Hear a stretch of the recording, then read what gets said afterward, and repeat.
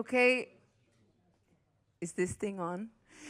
Hi, everyone. We will start off slowly. I know that some people are still arriving a little bit late, but to those of you who have already joined us on time, thank you so much, and welcome to the ALIGHT Final Conference. So it's a great pleasure to have you guys here. My name is Sabrina Jensen. To those of you who don't know me, I work here at Copenhagen Airport at the Sustainability Department as Head of Strategic Partnerships and Innovation. And I've been a part of the ALIGHT project since 2022 when I joined the airport. So I haven't been there from the very beginning, but we do actually have one in the room who's been here since the very beginning, Jesper, whom some of you may know from Copenhagen Airport.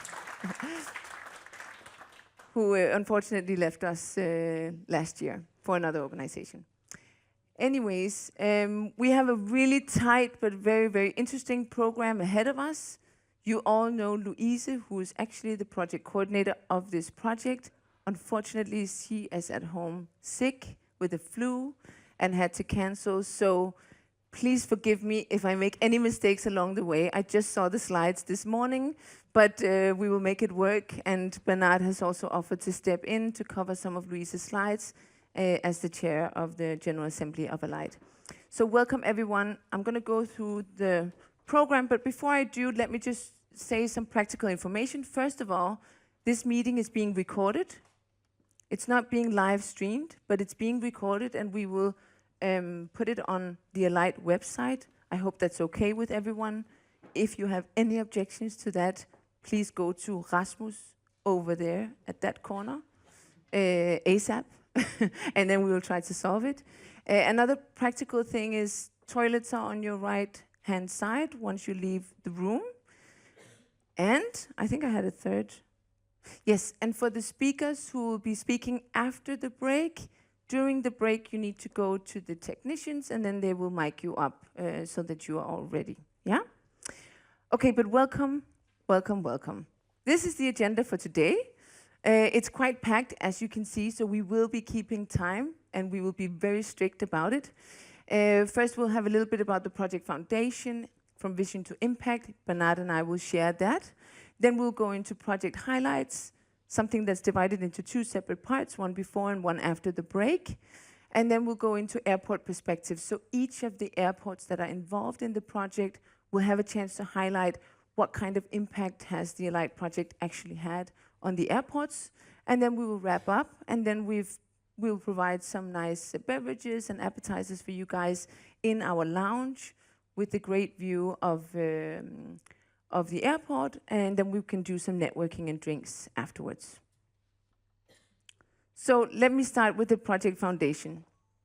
So the ALIGHT project was, of course, built in 2019 when the application was written and produced, based on the foundation that we wanted to create a cross-sector collaboration where we could actually highlight the role of airports in the sustainable transition and also highlight the importance of working together. So what does it look like when you choose one airport as a lighthouse airport and then include other airports to be fellow airports? The reason why we did that was because we wanted to have a site where we could test and demonstrate new innovations and new solutions, and then also having the opportunity to replicate that and scale it to other contexts. So that's why the ALIGHT project is comprised of 17 partners in total, but 4 of them are actually airports. So we have Copenhagen Airport, and then we have 3 fellow airports in Rome, Vilnius, and Warsaw. And so just as little key facts, we started in 2020. It was quite an uphill battle to start the project. I wasn't involved at that time, but to those of you who were, you will know that that was a very challenging time, obviously, because of COVID. This also meant that we had to, later on in the project, extend the project with a 12-month extension. So instead of being a 4-year project, originally, we became a 5-year project. So we're wrapping up this project in exactly 1 month on 31st of October. And the consortium consists of, like I mentioned before, 17 partners spread across 10 different European countries. We also have the sister projects here with us, Tulips, Olga, and Stargate, who you'll also get a chance to network with during the networking session in the lounge. They are much bigger projects, so you can only imagine the complexity level, how that actually rises once you add more partners, more countries, more interests. But for the ALIGHT project, it's been quite a complex task, but at least in my understanding and from my point of view, we've really succeeded in making very complex collaboration task work in various ways. So the grant that we received from the European Commission was 12 million euros. I can't take any credit for that because I was not a part of applying for the project, but it was a 12 million euro project. And then we've of course also added our own co-financing each of the partners involved. So quite a large project. And obviously this has direct links to Copenhagen Airport's own sustainability strategy. So we have very ambitious targets when it comes to net zero in scope 1 and 2 in 2030, and also net zero in scope 3 in 2050. These are the partners in the project. As you can see and recognize from all of the logos, we're spread across the entire aviation value chain. We have airports, we have a fuel supplier, we have airlines, we have consultancy bureaus, we have academia, research institutions, and loads of different stakeholders, because we really needed to get a holistic point of view of the entire aviation value chain in order to be able to make the most realistic solutions for the industry. And this is how we've set up the project. So the project is divided into 2 separate work streams. Work stream A, which is focused on the deployment of SAF and with overall focus on sustainable aviation. And then we have work stream B with focus on smart energy, so focus on sustainable airport operation. If we go into a little bit more detail, we've had 10 different work packages. Work package 1 is the cross-cutting on project management, but then we've had each 2 work packages in each of these work streams on respectively the supply of SAF and the usage of SAF and deployment of SAF, and in the same way when it comes to smart energy, supply of smart energy, and then usage of smart energy solutions. Then of course we've also had some cross-cutting efforts on sustainability, on impact, replication potential, maximizing the impact, transferring this knowledge to other airports, and of course also communication and dissemination and various other elements of the project. And then I'll hand over to Bernard, who will take you through some of the highlights when it comes to from vision to impact. Welcome, Bernard. Thank you very much, Sabrina. Again, good afternoon, everyone. It's a pleasure to be here. I'm also very happy to see colleagues from the beginning of the project, Jesper, Lars as well, when we started to write the project in 2019. It was in the old building of Copenhagen Airport. Lots of things has passed before during that period. But I would like to just remind, as Sabrina already showed us before, when we started to write the project, the context was completely different. At that time, we expected SAF to have a very fast development in a very near future. In between, we had, of course, the COVID period that has impacted drastically all the sector, of course. However, we have also had, I'd like to say, new political orientations, and other pieces of regulations, and new commissions as well, if we are speaking about European level, and also some new technology development. All of this has been considered, of course, and has impacted the work from the initial vision to what has been done later. And we have seen, and I'm very proud of this entire consortium, because they have been a proof of flexibility, resilience, because a lot of things has been changed. We had a couple of amendments in an administrative point of view, just to figure and to face exactly the context and how we can definitely bring some addition to the existing organization at airport level. We also have, and I'm very happy to have the other sister project here, we had extremely good relation and cooperation that was extremely useful. We are all concerned by the same type of challenges, and it was extremely useful. We learned a lot with you. We have a Stargate, Tulips, and also Olga represented, so that's very important. Making long story short, because time is running, and I know, Sabrina, we need to be extremely precise with the time, I will go very quickly in the different work stream activities and outcomes. First of all, to remind the objective. At that time, the call was asked to consider the sector to have some lighthouse project showing that things are possible. We can contribute in a significant manner to decarbonizing the aviation sector. In the call, we were asked to address two main topics. SAF first, sustainable aviation fuel, that was counting for 2/3 of the amount that was in the call, and 1/3 for smart energy solutions. And that's exactly what we did. And we were asked, based on some use cases, demos, validated testing in real conditions, not only at laboratory level, but also some studies, to develop some tools, toolbox, guidance to help replication and scaling up. That was really to set the scene, what we were asked to deliver during this project. And of course, delivering some toolbox or guidance that will also be fully adapted to different contexts or different airport size, local contexts, but also in different local policies.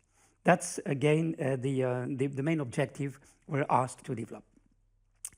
How does ALIGHT work in that sense? So we made this type of demonstration in the different work streams. I will come in a while in these different activities and outcomes and results.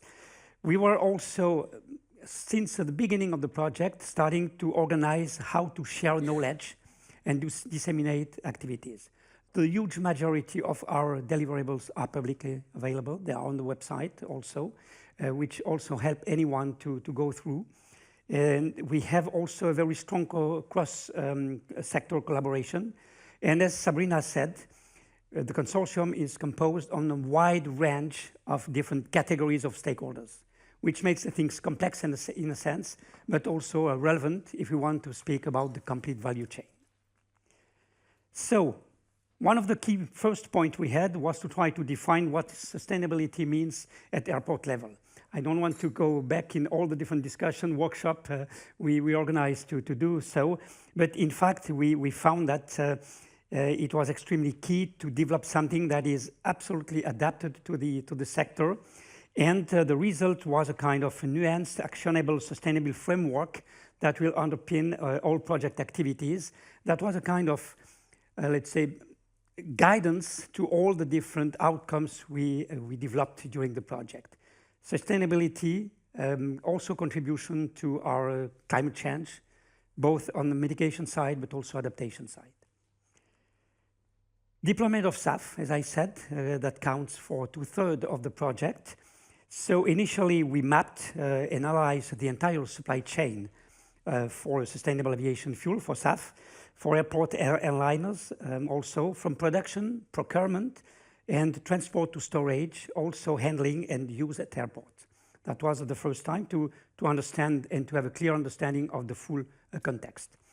After that, we map the full SAF, both of current and future product, their growth also a potential, and the policy framework, as I said before, that has changed from the time when we started to write the project and when we started to implement the project. Especially we have the Refuel EU Aviation that was not at all in the set of legislations in Europe at that time. And we also had this complete assessment about the future context, trying to anticipate and to prepare something that would also be adapted to the next future. We also delivered some proposal for policymakers on how to ensure sufficient SAF and green energy for aviations. This is a very big, strong challenges.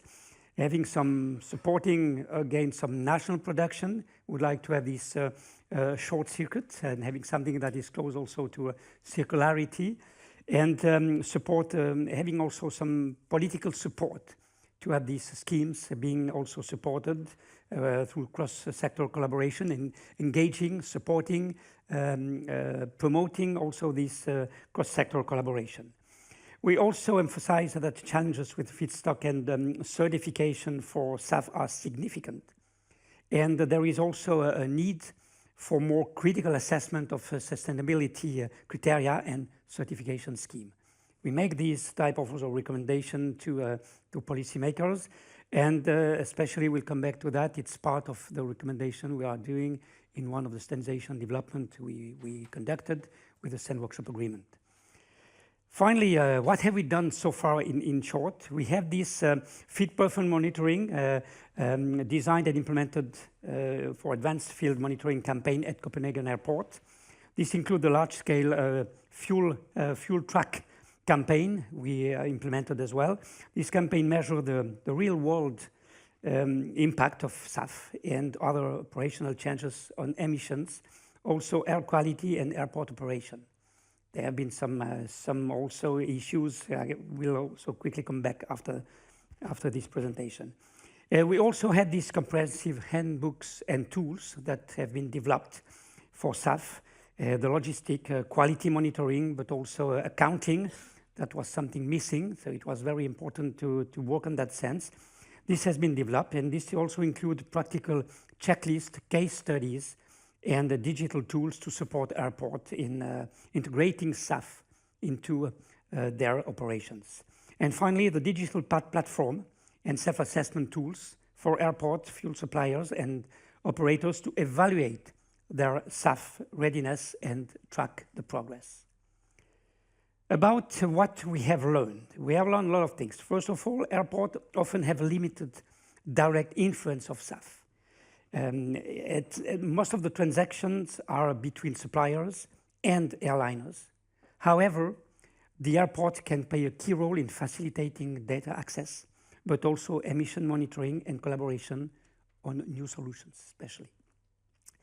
Also, the access to data from fuel supplier is complex, and the certification requirement is still something that needs to be considered with special attention, with a need for political action to secure the future of sustainable aviation. So there is definitely a need for having a strong and robust, let's say, political framework to engage everyone, to support engagement and motivate engagement of all the different actors.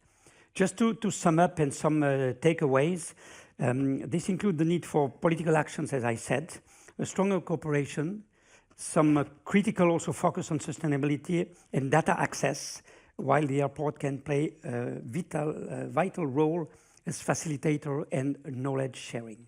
That's really where the airport has a major role to play, and that's exactly what you are doing in the different airports where we have these new e-fuels being almost starting to become some standards. Continuing on the learning from this project and the deployment of SAF, one of the key insights is that the real-world field monitoring of SAF effects is complex and requires close collaboration between the airports, the airliners, the fuel suppliers. Again, the data collection and coordination across the stakeholders is essential, but can be also very challenging. Second is about the fuel truck campaign that reveal the impact of SAF on local air quality emission that can vary depending on operation context, weather condition, but also fuel blends, which means that in conclusion, there is a need for continuous site-specific monitoring rather than relying solely on lab tests and lab data. That's really something very important. You cannot have just one single set of measurement and transposing, extending this to a general conclusions. And finally, one other point is the engagement of airlines to ensure their active participation. This was crucial during the campaign we run for the success of the measurement. Definitely, it's again a kind of collaboration that needs to be done if we want to make this deployment and its impact extremely efficient and well understood by anyone. A good way also to brand the role of SAF and the benefit. And finally, the use of the digital tool and open data platform that greatly enhance the transparency, giving access to all offering some comparability and learning across the different airports. I will go quickly on that one before moving to the smart energy, but again, there have been some very important benefits for the airport. We developed within this workstream A on sustainable aviation fuel, we developed transferable method. We developed tools, we wrote tools that can definitely be applied and be used for replication or decision making at airport level. Also, all the knowledge sharing was completely open so that everyone could can take the benefit. And again, with the collaboration, thanks to the collaboration with the other sister project, all this has been also extended to a wider number of airports to really reflect the situation and the local context that could differ from one country to another one, from one airport to another one.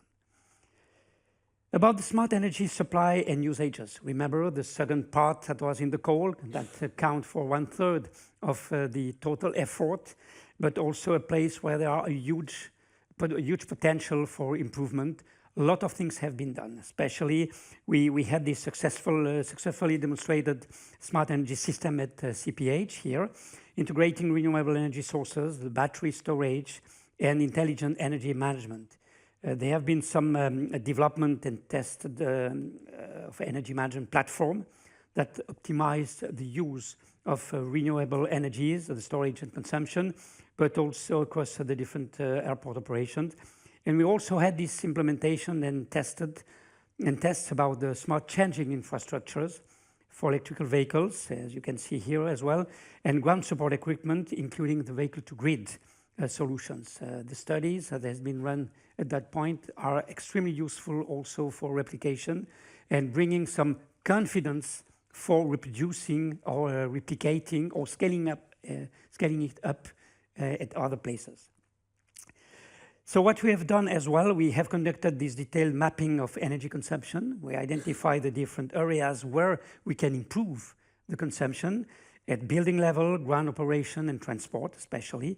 We also investigated and tested the smart changing solutions and the potential for the electrical vehicle in airports, as I said also before, for the ground operation as well. That was something extremely important because they are, again, as I said, domain under the responsibility of the airport most of the time. So it is very important to see where we can act and bring some additional progress and improvement. About the energy supply and usages, what we have done, we conducted this detailed mapping of energy consumption, as I said before. We developed also the digital dashboard and business cases tool to support investment. That was something also extremely important, creating a landscape of confidence for the investors, showing that this is feasible, it is realistic, and can definitely bring some benefit. So that has been very important.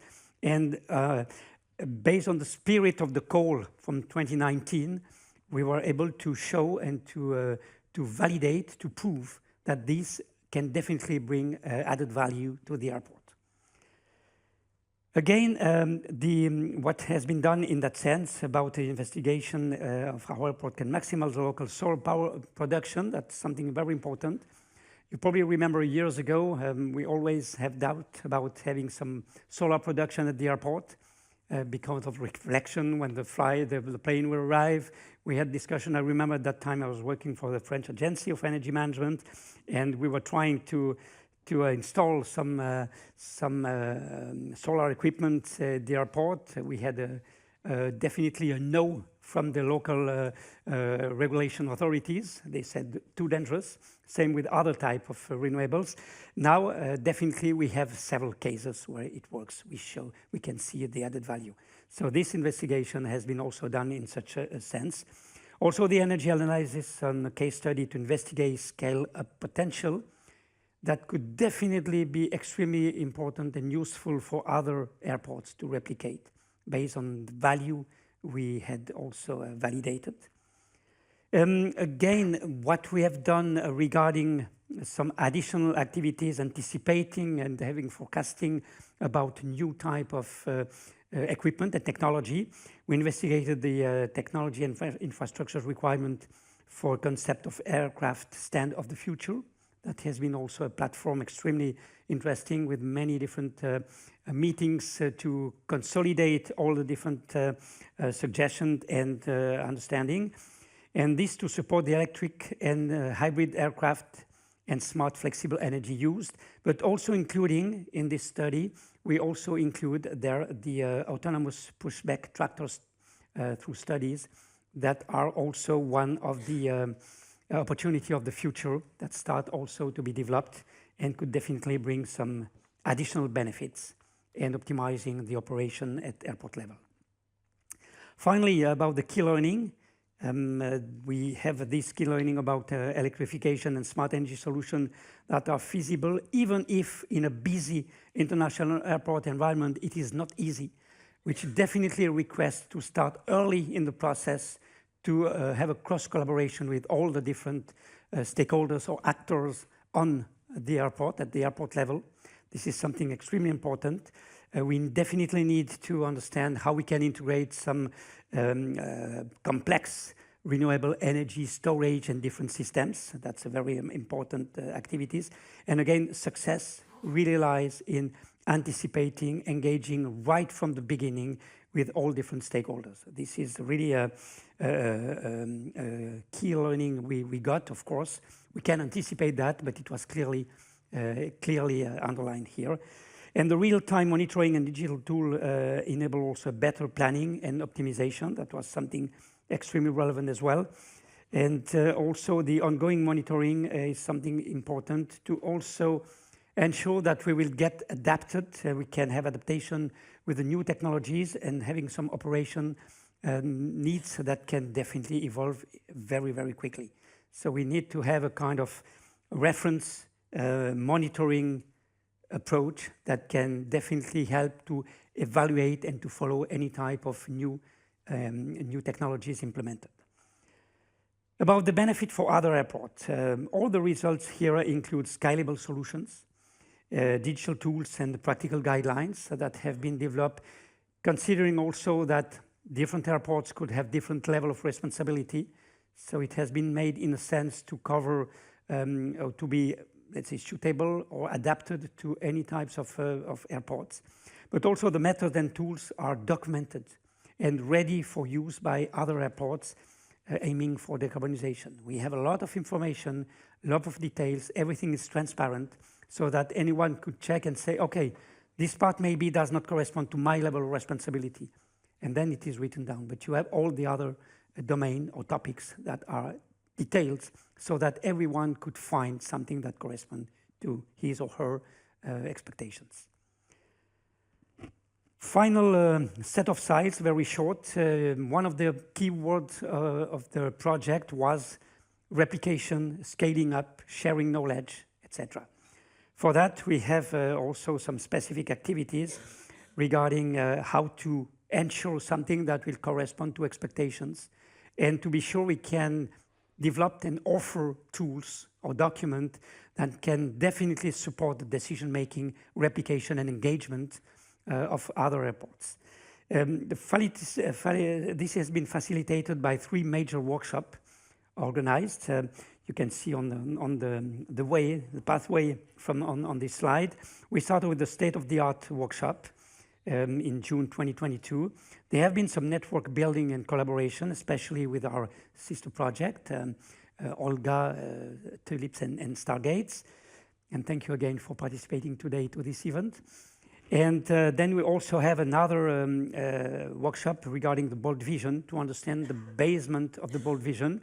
We developed something that was based on a pillar approach with different pillar or sectors or areas or domains that are essential for meeting this type of decarbonization, but also sustainability. You know, by 2050, we would like to have a carbon neutrality.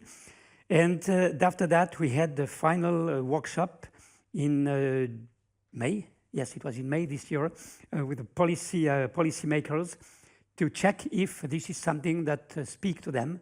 We had people from the European Commission, policymakers, also at national level, some professional, but also a member of the parliament. And the reaction was very positive. And they all consider that this pillar approach was very useful and could definitely help in understanding where to put the effort if we want to continue, and probably proposing some new call for research, development, and innovative project to cover some pillars or domain where things are not totally mature today. All of this has been extremely important, and we succeeded thanks to the integration of all the lessons learned and the collaboration with the other sister project to have a very interesting and very hopefully useful document for helping anyone to move in this pathway to 2050 carbon neutral situation in Europe.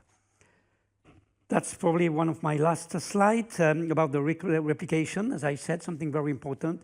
We developed several handbooks and guidelines document, both for sustainable aviation fuels and for smart energy solutions. And we also have this practical framework for our airport starting and accelerating their sustainable journey thanks to the different platforms that exist, but also with the bold vision document we have. All these documents are available and will be have been developed in a way to be easy to go through and to help getting trust and confidence in implementing some innovative measure compared to what is the baseline of today.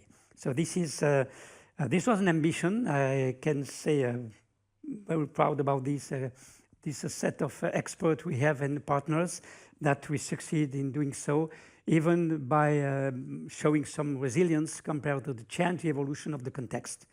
And this has been done. So in short, I guess I'm right on time. In short, that's just the main outcomes from the project. Sorry if I was not totally fluent as Luis could have been made for this presentation, but I just got also the slides the last this morning, I guess. So, but okay, I guess you have an overview about what has been done, and that's it. Okay, thank you. Then I will continue, because that was initially my part, okay, with Asker. Asker, you can come with me as well. So among the key highlights, or project highlights, this will be organized in two parts. There will be one part now, we have a coffee break, and after the second part. One of the key outcomes was standardization development. Standard is also considered more and more by the European Commission as a good way to boost innovation to market and to support some legislation development, implementation of the new legislation. So we proposed in ALIGHT to develop standardization activities, and we developed this and workshop agreement with the support of the Danish standards. I will come back to the content of that, but first of all, I would like to give the floor to Asker, just introducing Danish standards and the role of standards in that sense. For many people, not you, of course, but for many people, there are still confusion between regulation and standards. That is absolutely not the same. Standards, the application of standards is on a voluntary basis. However, in some regulation, we can make reference to standards, which means that either you get certified by these standards, or you have to show compliance with the standards. And more the Commission is asking for these standards because it helps the obliged parties. It simplifies their life by giving some guidelines and paving the way to being, in fact, aligned with the regulations. It's a long process most of the time, quite complex, and we succeeded in doing that in a very short period of time of 1 year. So I'd like to give you the floor, Asker. Yes. So thank you very much. Just to introduce you very quickly, Asker, we had three main talent at Danish standards. I will come back to that in a while. We had Birgitte with us. So thank you, Birgitte. Asker and Christine, unfortunately, she is not here. She has another project outside Denmark. And so it is very important for you to understand the role of standardization in such innovative project. So please, Asker. Yes, And then thank you, Bernard. You are almost stealing my words. But I'm from Danish Standards. On a daily basis, I'm head of energy and transport. So I deal with wind turbines, district heating, shipping, but also aviation for now. So we are not part of the consortium, but I'm privileged to be here as a small partner. in one of the projects that covers the ALIGHT. We are the Danish official standardization body. It means that we represent the Danish stakeholders within the entire European and international standardization ecosystem. As Bernard just mentioned, there is a close link between what's on the table in a European perspective with respect to strategies, policy, and legislation, and then specific requirements which can be also described as standards. So in Danish standards, we are a member of 4 international organizations that deals with standardization at a global level. This project, the CEN Workshop Agreement on the deployment of SAF, which Bernard will enlighten us in just a minute, is developed in CEN, which is part of the European standardization body. So to highlight some of the qualities of standards, to some it can easily translate it to a technical requirement. But we also deal with policy development. We also deal with product that can be related to methodologies, for instance, with respect to sustainability. So the essence of standards is that we are actually part of all of the links in the value chain. We appear in the smallest details, but also at the highest level with respect to how to create a common language when you deal with an issue or policy or any project. So in this content, with respect to aviation, I think the key point for us was to ensure that we can make the innovation accessible with respect to deployment of SAF. We had the thought that it might be difficult to deploy SAF in European airports, and our first take was to create sort of a framework where we decided these are the standards you need to comply with, these are the standards you need to implement in order to be able to deploy SAF. But the case is there are a lot of knowledge out there, and the project we supported mainly consists of recommendations, but also the fact that we need to make this knowledge available to all of the involved stakeholders. So with these words, and a huge thank you to both Bernard for chairing the project and for the consortium to allowing us to be part of this, please enlighten us on some of the conclusions from the project. Thank you very much, Asger. Thank you. And thank you, Danish Standards. Yes, so I will try to explain very quickly again how we move to this. First of all, in a project, we wrote down when we apply in 2019 or 2020, we wrote down that we wanted to support some standardization development, especially for SAF, just in order to boost implementation and integration at airport level. And that has been one of the proposals. And during one of the conference organized by CEN/CENELEC and the European Commission in April 2024, so not so far ago, we had a conference called Navigating the Transition to Carbon Neutrality, Standards Powering the Journey of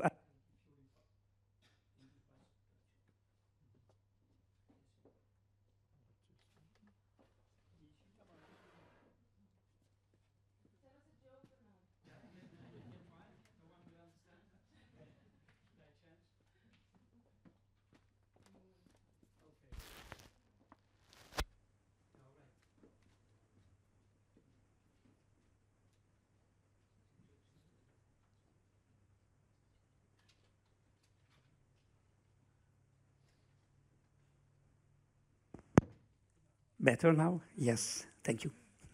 All right. So during this event on navigating the transition to carbon neutrality and dedicated to the alternative fuel infrastructure, the European Commission organized this with the CEN/CENELEC in different tables for different sectors. There was one for the maritime sector, the road sector, and there was for the railway sector as well, and aviation sector. So the 4 sectors. And I had the opportunity to moderate the roundtable for the aviation sector. And the main conclusion from this session was that SAF is definitely the key driver of the transition to carbon neutrality. Peter was with us. I haven't seen Peter. Yeah, okay. Peter was also one of the speakers there. SAF was also considered as a reference fuel for decades. For the first time, the European Commission said this SAF will remain for decades. It's not something that will just be a transition of 5 to 6 years, and after that everybody will be on hydrogen and electrification, but SAF will continue to exist. Also, already now in the long value chain, the complete value chain of SAF, there are already some robust sets of standards that cover and ensure quality, safety and security, but also relevance in each different sequences of the value chain of the SAF production to usage support. It also provides definitely environmental benefits. So we heard also that from the people from the Commission, experts from the DGs, and there are still some remaining related challenges. Definitely a need to strongly increase production, and also to a strong need for airliners to engage proactively in refueling with SAF. That were the conclusion during this meeting. And another point raised based on the fact that SAF already have a lot of different standards in support of the sequence of the along the value chain.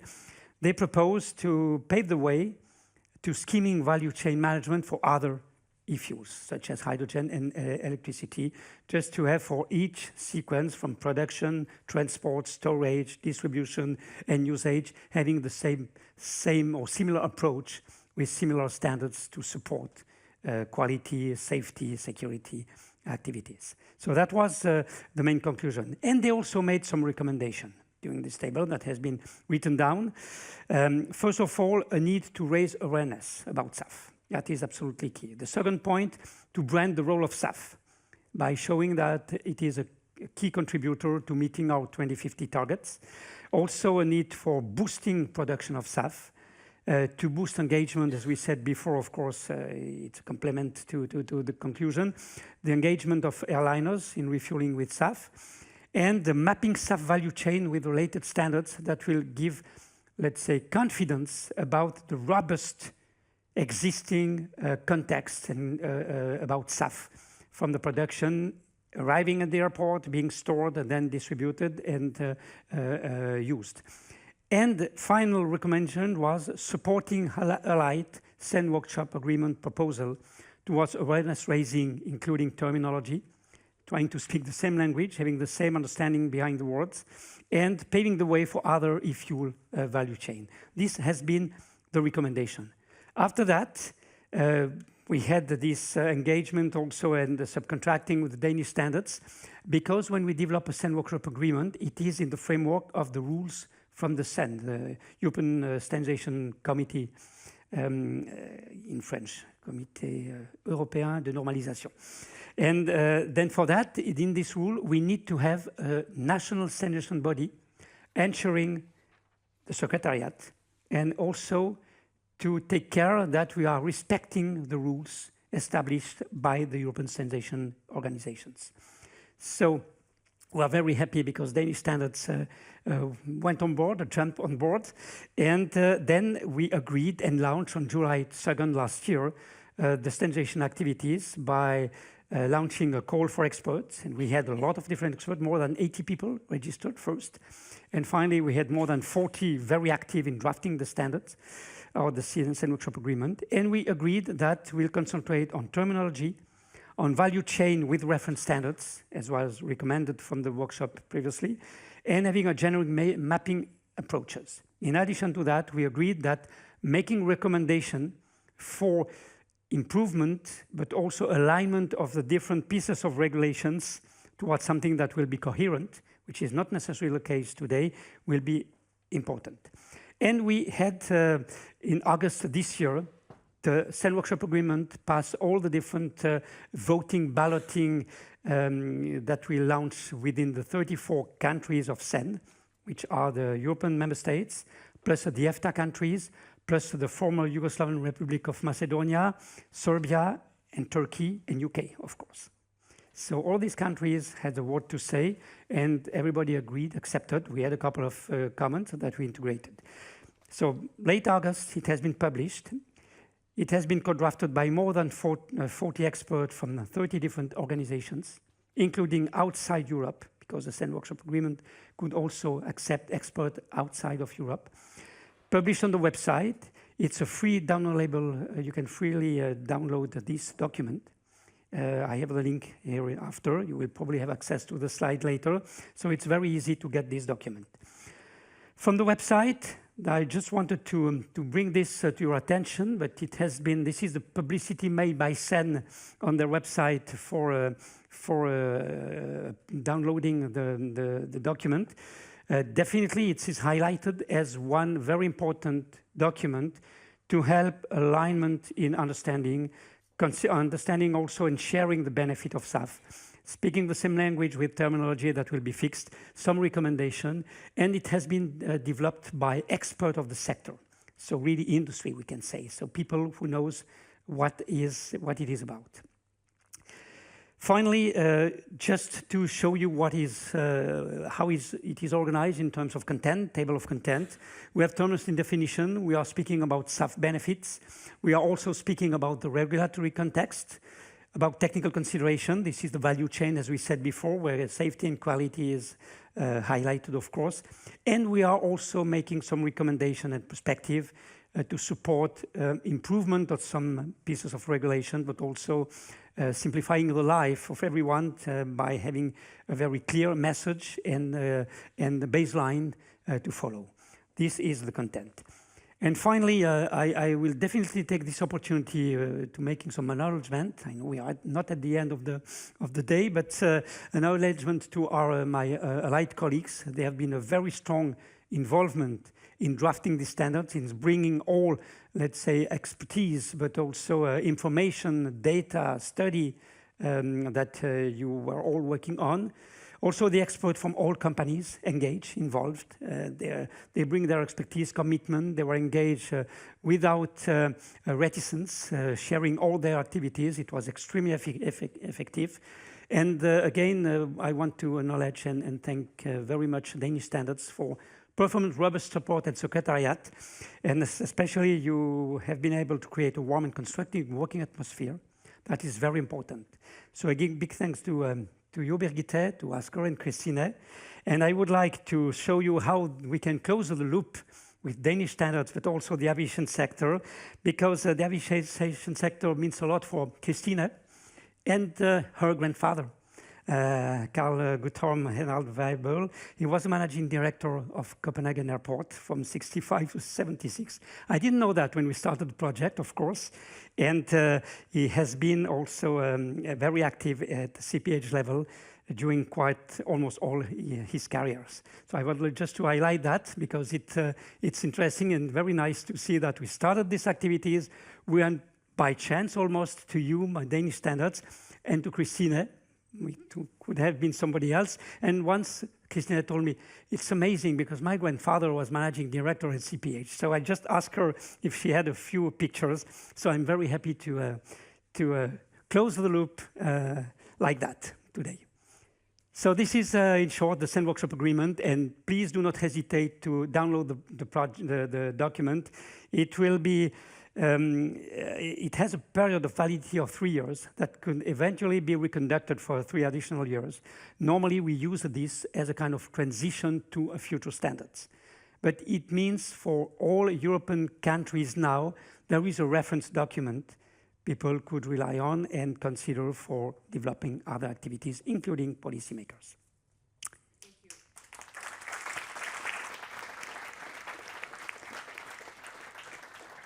Lisa. Oh, I can give the floor for the next, let's say, project highlights to Lisa about the replication toolbox. You heard a lot about the replication toolbox, but now in practice you will see what it is. Yes. Thank you, Lisa. The floor is yours. Thank you. Yeah. Thank you, Bernard. Hello, nice to see you all. and see so many familiar faces and new faces. I thank you all for being here today. I am Lisa from Danish Technological Institute, and I have had the privilege of leading the communication and dissemination work package very closely with CPH, who has a great team here, and of course all of you partners. And now I have the pleasure of launching the Replication Toolbox.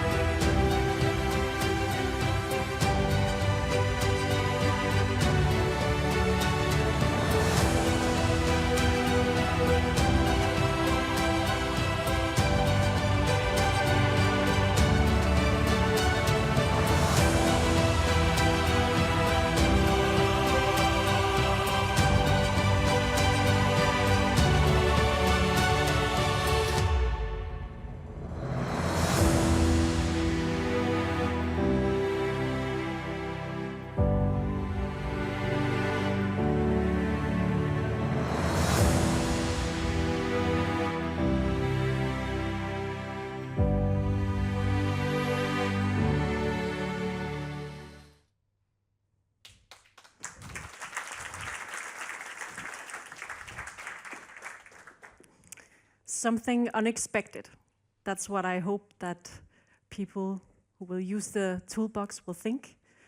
Something unexpected to see in terms of some disseminating project results. I hope they find it unexpected how user-friendly the platform is. And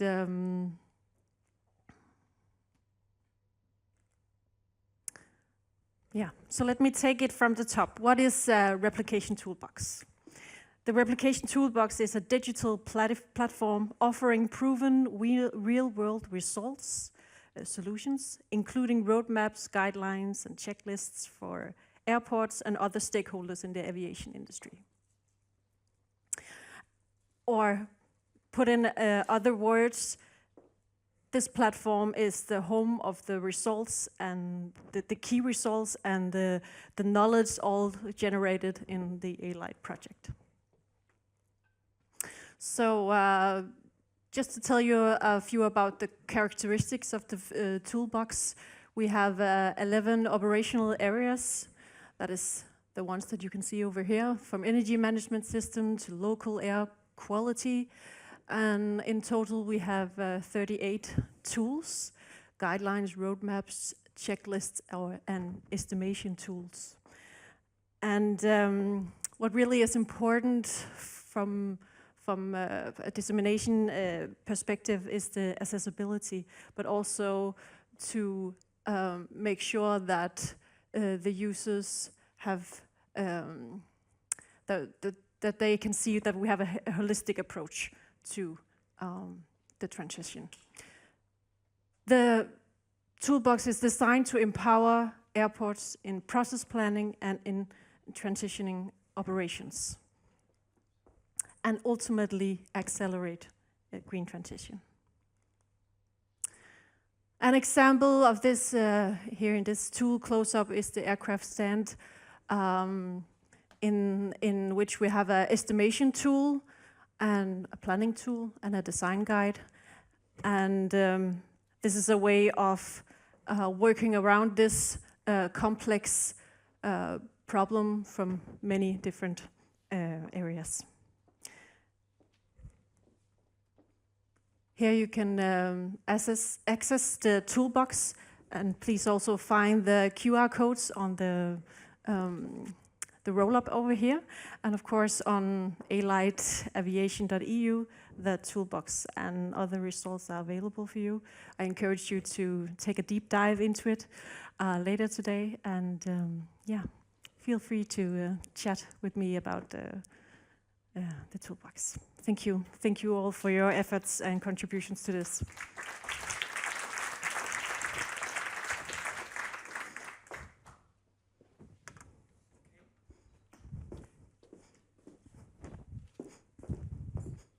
Thank you very much, Elisa. And our next main project outcomes will be the fuel track, and I'm very happy to give the floor to you, Benedict, for running through this advanced fuel monitoring.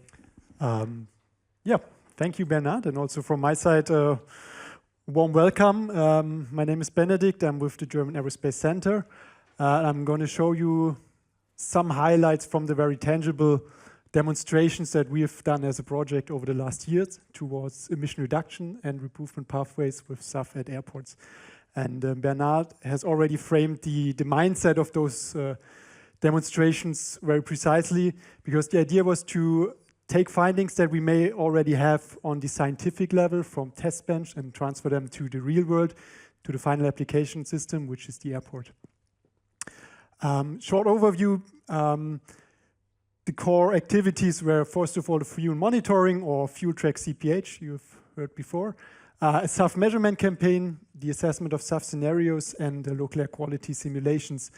And all of those 4 activities with, let's say, 3 main guiding questions. First of all, what is the current status regarding fuels at airports, regarding SAF at airports, and emissions?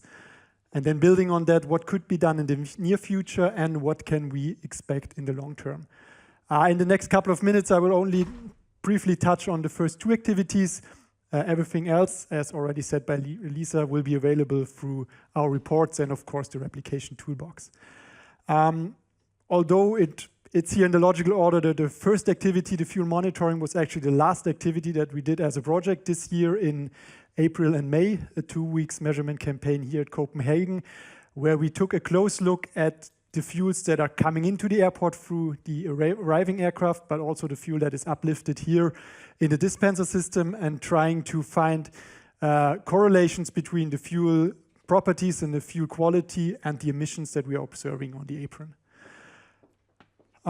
So for this activity, 4 major building blocks, I would say. So first of all, the emission measurements.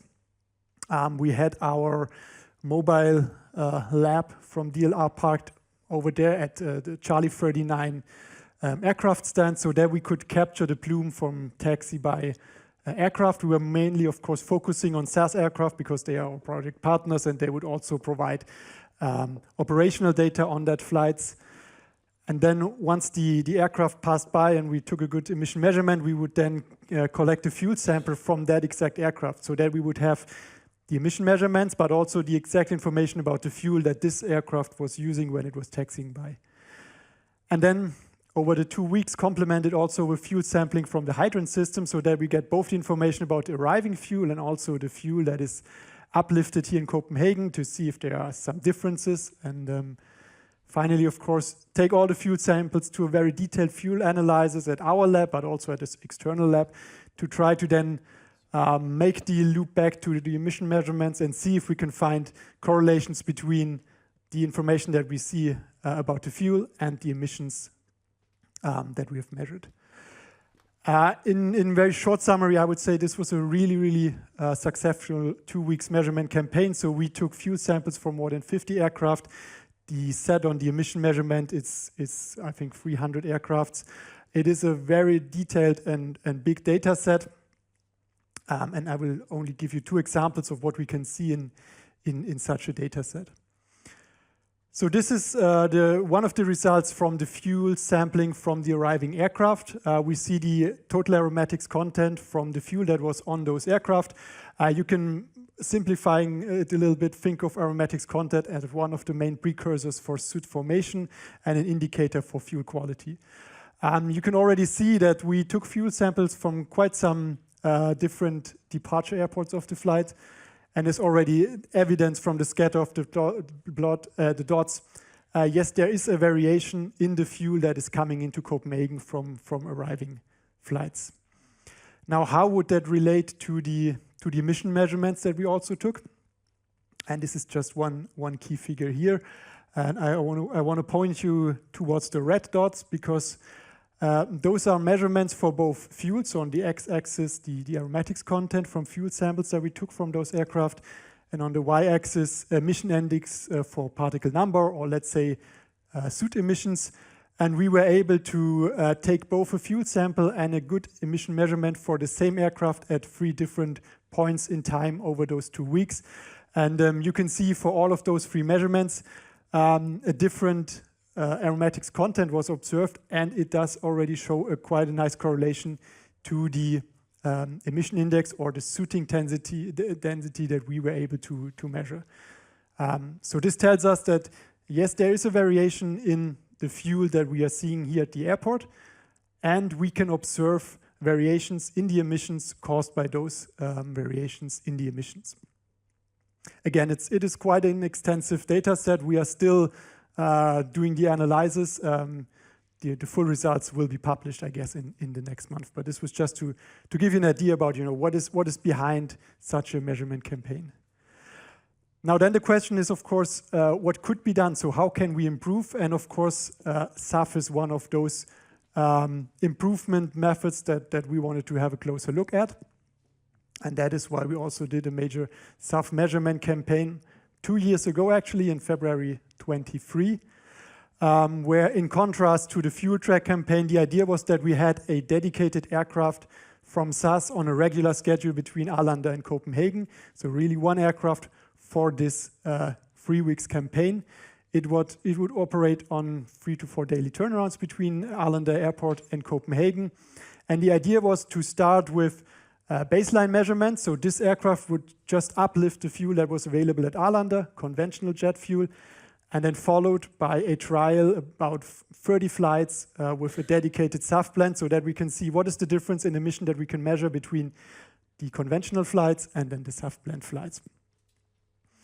So again, one key aspect here was the emission measurements. We had our measurement van parked out there on the apron, so that every time our dedicated aircraft would pass by, we would measure the emissions to then see the differences between the conventional fuel flights and the SAF flights. And the other important aspect here was that we had a dedicated batch of quite high HEFA SAF blend, 34% available for those trials. And we only used this one batch for refueling the aircraft, so that we really knew, okay, this is the exact SAF blend that we are uplifting, and this is what it tells about the emissions. Again, just one key result from this measurement campaign. Shown here is the difference between the conventional flights in gray and the SAF blend flights in red. The 2 left blocks, so TPM and NVPM, those are basically particle emissions. And you can already see that between the gray box plots and the red dot box plots, there is a clear reduction in soot emissions in the order about 30% when switching from conventional fuel to the high blend of SAF.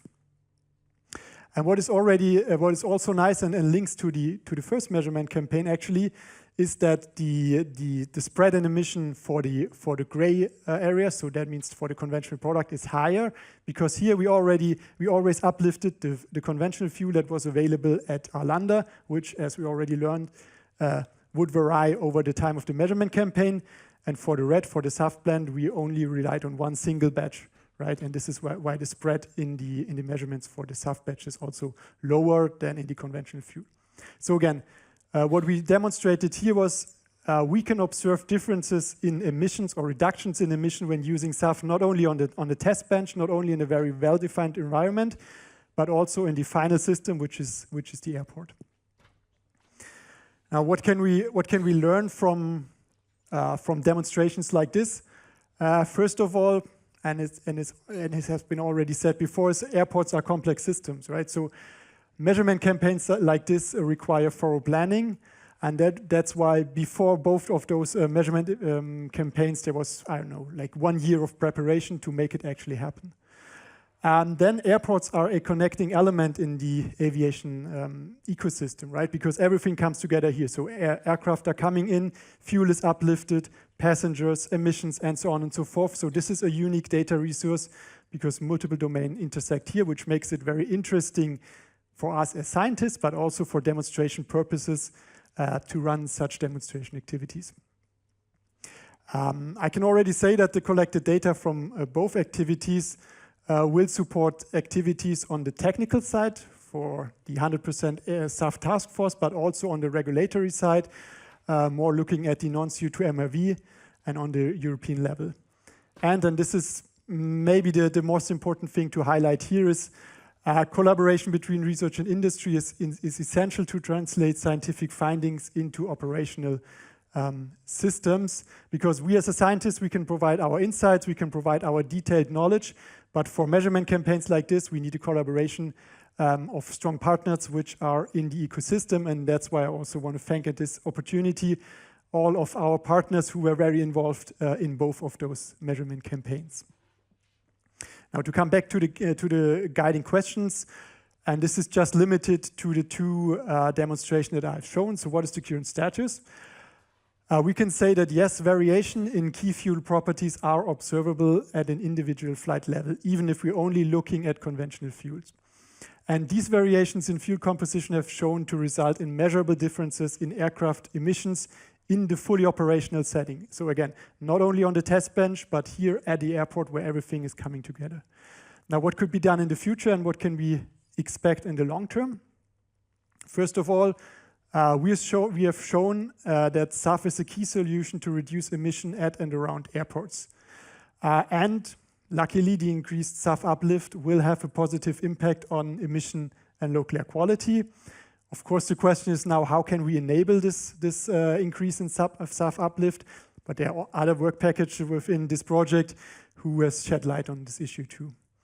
And the relationship between fuel and emissions should be taken into account when designing emission and air quality monitoring strategies at airport. And this is an important aspect, I would say, and some important learning from this project, that when you're thinking about reducing emissions, you have to think, yes, where are they coming from? And yes, that is engine technology, yes, that is aircraft technology, but it's also the fuel that you are using. And this is the case when we are thinking about conventional products, but also when transitioning to SAF. And with this, thank you. And again, the findings from the other activities are included in the replication toolbox, and have fun in exploring those results.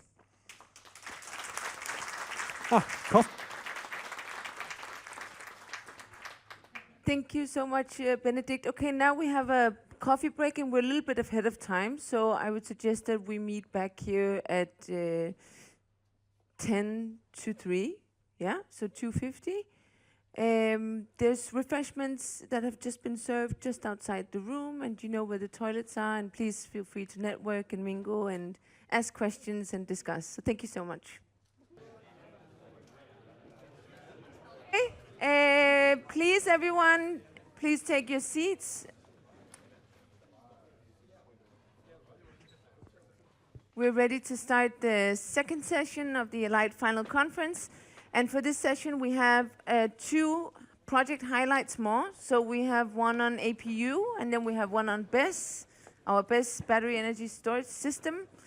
And then we also have the 4 presentations from each of the airport partners. So we'll start off with a project highlight on our APU efforts. And we've invited Jonas from Copenhagen Airport to present this to us. So thank you, Jonas. Take it away.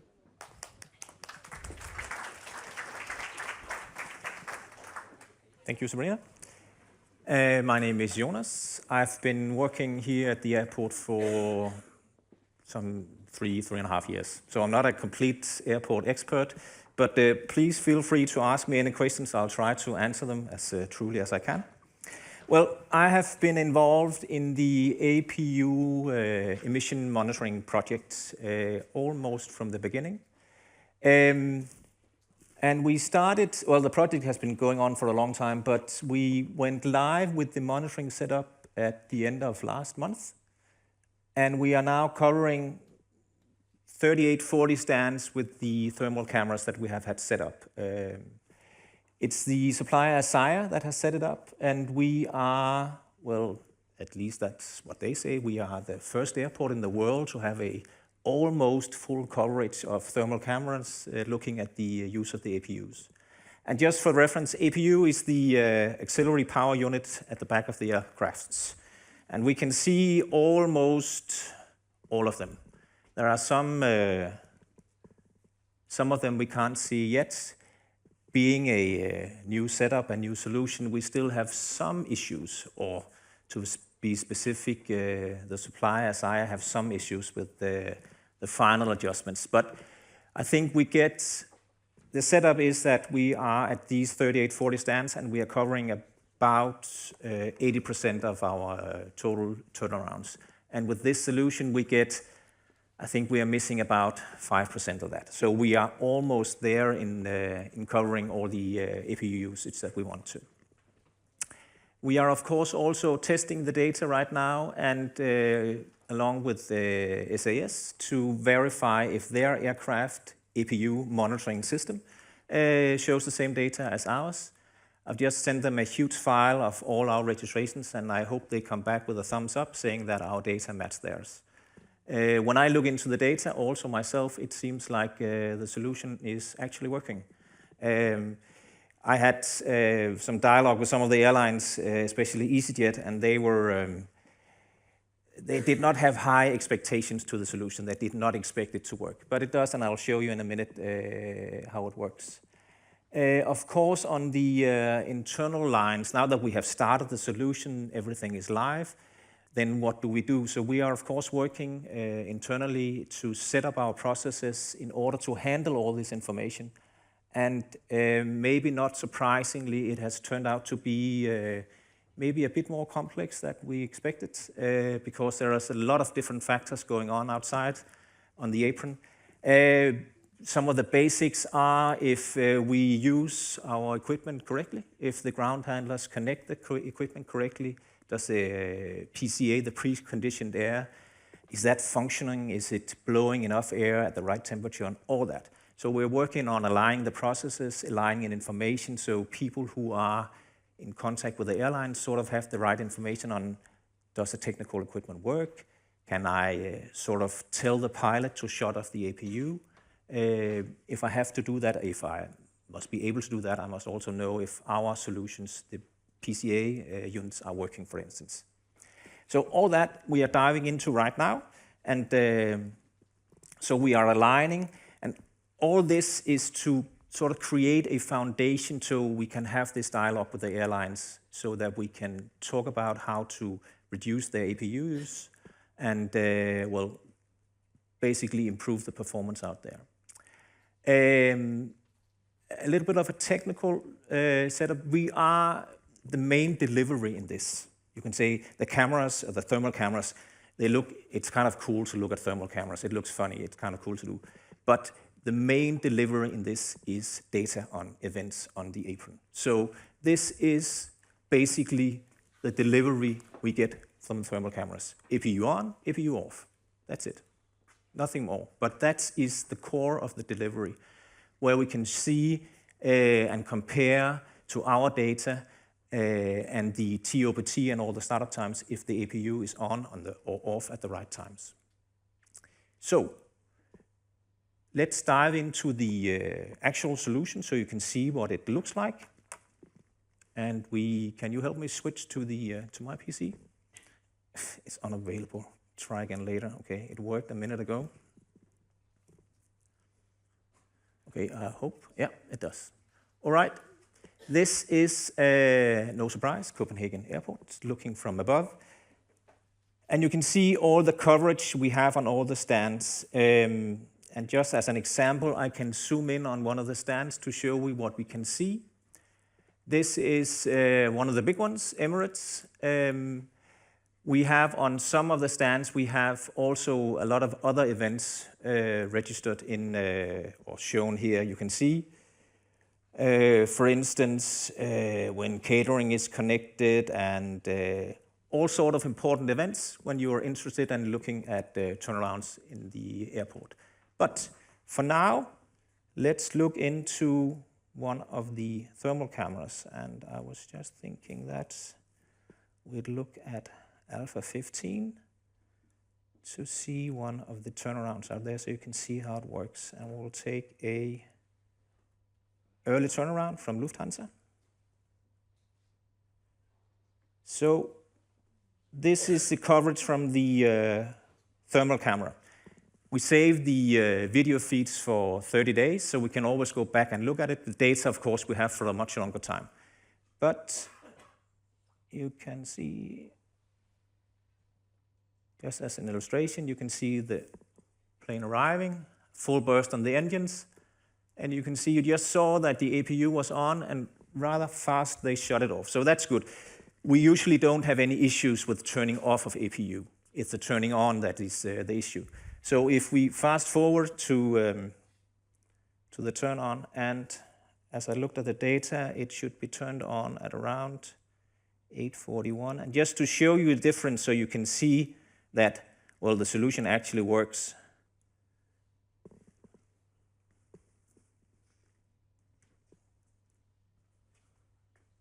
There we have it. And that's about it. That's all the thermal camera sees, and that's enough for it to spot that the APU is on. And so I hope, of course, that when SAS and other of the airlines look at our data, they will agree that the APU timestamp is correct.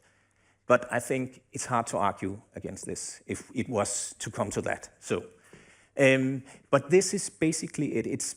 It has taken a long time to set up the solution, to calibrate the cameras and all that. That has taken a huge time. And basically the delivery, as you saw before, is just 2 data points. APU on, APU off. Pretty simple, basically. But there's a lot of work. The majority of the work around this is our internal processes, the dialogue with the airlines, and the follow-up on their policies around the use and non-use of APUs. And we're not finished in that part yet. But the technical setup is working. And the tests so far confirm that, well, it can actually spot the APUs. So that was basically what I had for you guys. Any questions, anything?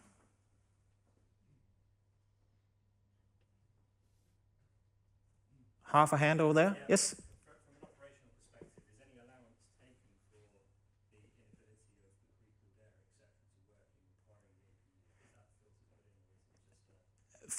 This part of it is only just the data points. Of course, when we address a what can you call APU violation, we have to take that into account also. Is the PCA working? Is the precondition there? Is it at the right temperature and all that? And that is where the difficulty lies. The devil is in the detail when we look at all the other elements around the turnaround.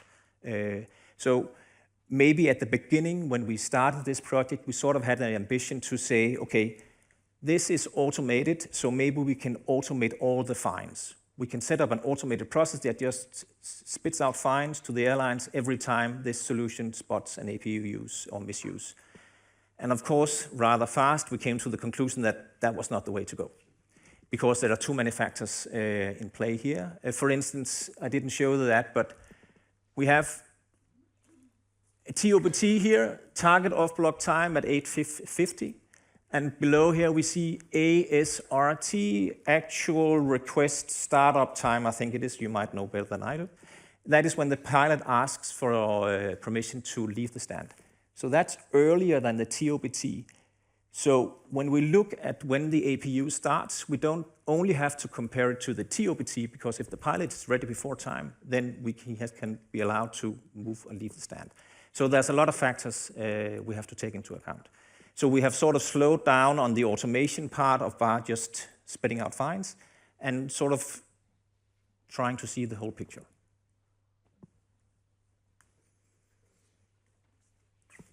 Any other questions?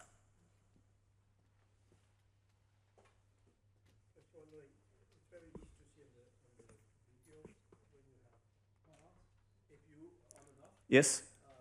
But what about the recognition, the way the system works? Is it very exact that when you see it in your eye, also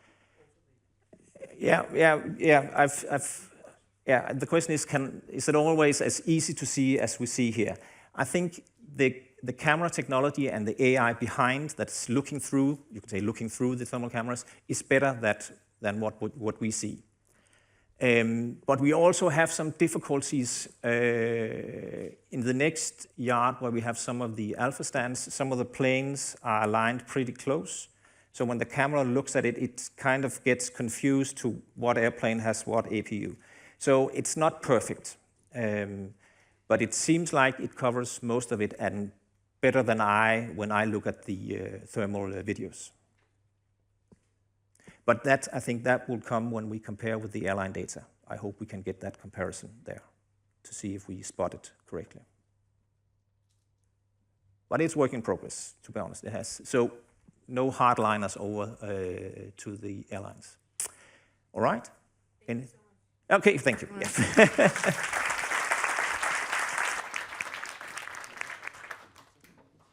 Thank you so much, Jonas. And next on the agenda is the BESS battery energy storage system, which will be presented by Thomas from Copenhagen Airport and Rasmus from Hybrid Green Tech. There you are.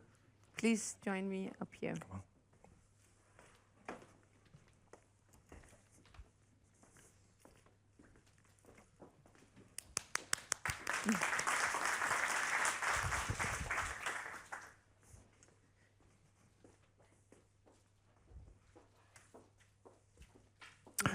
All right. Talking about battery energy storage system, I will briefly start setting the scene, and then I'll let Rasmus go fully in depth with the system itself.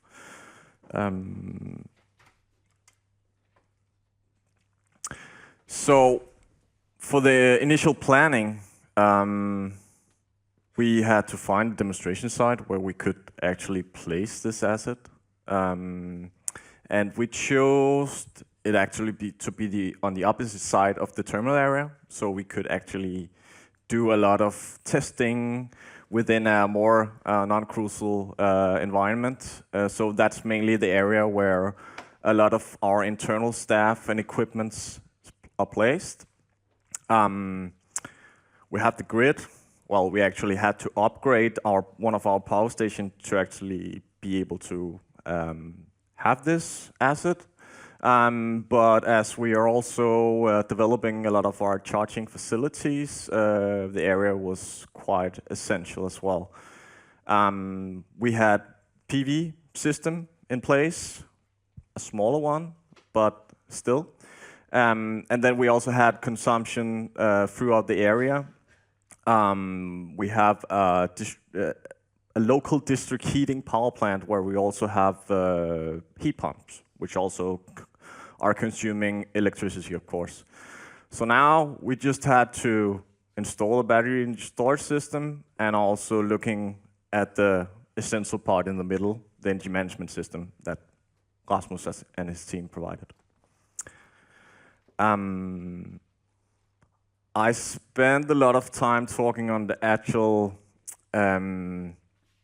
developments, the planning previously, so I'll not go in depth with that right here. I'll leave that as a cliffhanger for the toolbox, for our tools, and also our guidelines made. So that will be concerning like not only the battery energy storage system, but also the PV and the charging facilities. Also a bit about the grid. But this is the asset. It consists of 15 racks that in total are about 900 kilowatt and has a capacity of 1.2 gigawatt hours.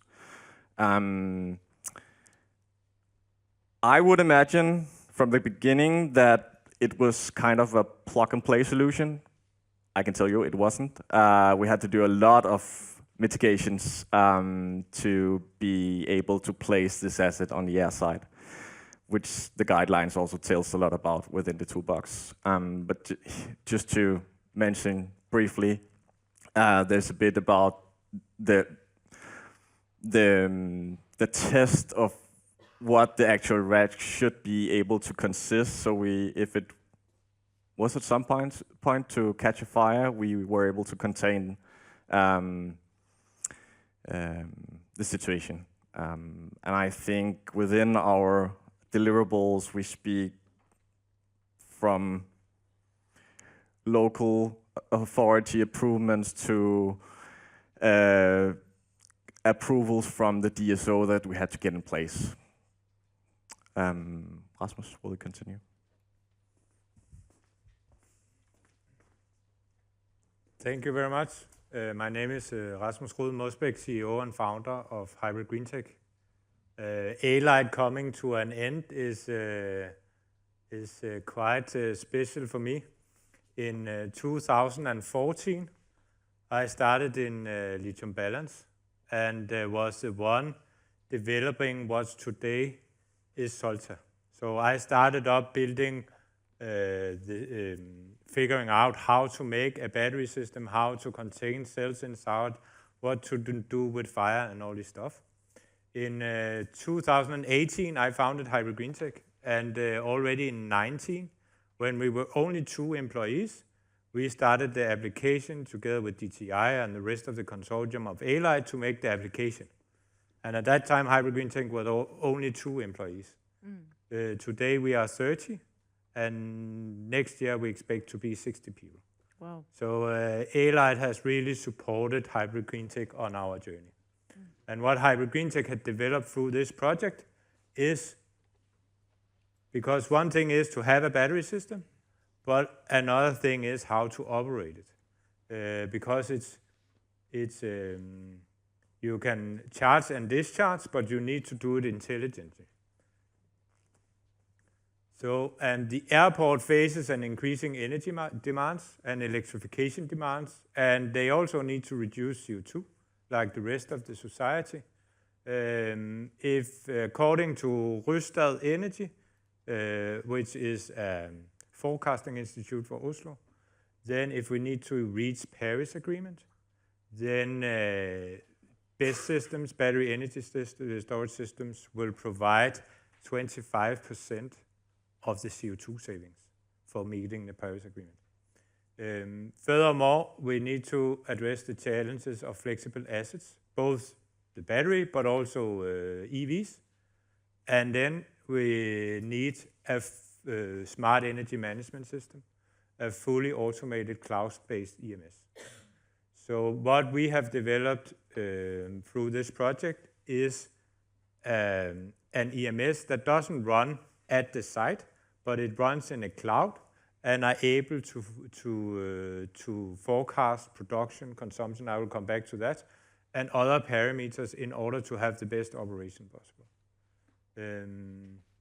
Furthermore, it also needs to know how much PV electricity is produced, and what is the load on the EV chargers, and what is the size of the grid, and how can the best in the best way utilize this. And with that, we are able to lower the carbon footprint. We have tested that in the airport, just by charging and discharging in the right times. We are able to do cost optimization of the energy spent by charging and discharging in the right times. We are also able to increase the solar utilization. Typically, if you have a standard EMS system that doesn't take PV forecasting into account, then you will start charging the battery in the beginning, and that gives not very good utilization of the grid. But if you are able to forecast the production peak, then you will both earn more money, but you will also protect the grid more. And then the rest, which the system also is prepared for, and we are doing on several big Danish commercial projects, that is ancillary services. And currently we are generating between, depending on the battery asset, we are generating between 25 and 40,000 euros per kilowatt per month in revenue for battery assets in Denmark. So what does this energy management system do? We collect data from public sources. So that is market data, it's grid status, it's prices. One of these market data and how we can both show but also how we can optimize on CO2 is that Energinet is publicly real-time distributing what is the CO2 content in the grid. And then you can discharge the battery depending on the CO2 content in the grid. Furthermore, we have load forecast and price forecast and weather data, and also production forecast for PV. Production forecast we get externally, the rest is developed in-house. Then from the battery supplier, we get battery status and capacity data. We are also able remotely to do remote capacity tests in order to measure the state of health of the battery system over time. Furthermore, Hybrid Green Tech is now the largest aggregator of EV chargers in Denmark. And we are able to aggregate the charge points through our energy management system. And then we are also do asset-specific operational data and know how the integrity of the battery system is in order to take care of it during operation. The energy management system then makes a plan over the next 48 hours on how to operate the data. When to charge, discharge, when to limit BESS operation because there is EV charger or PV. And then we are also able to set these power limits and control commands for other services. And in this way, we can control the CO2 emission of the electrical energy spent at the site. So when there is low CO2, we consume energy at the BESS, not consume, we store energy at the BESS, and at high CO2, we consume and avoid consuming, or we discharge the BESS. And in this way, we are able to reduce the CO2 carbon footprint with more than 12%. So the blue one, that is the CO2 over time, and then we do charge-discharge operation. You can also see it here. So this is discharge and this is charge over time. And in this way we can control the BESS, both doing production time shifting of PV. We can do peak shaving from EVs or PV. But also what called consumption time shifting. We are able to do ancillary services, and we are doing congestion management. We have the same system operating at a high power charging site, where we go in specific times of the day and limit the operation of the BESS in order to make space for high power EV chargers. But one of the key results we have shown here in ALIGHT, that is that we are able with BESS operation to reduce the CO2 with 12% by intelligent operation. And with the current market prices, we are able to pay back the BESS in around 6 to 7 years.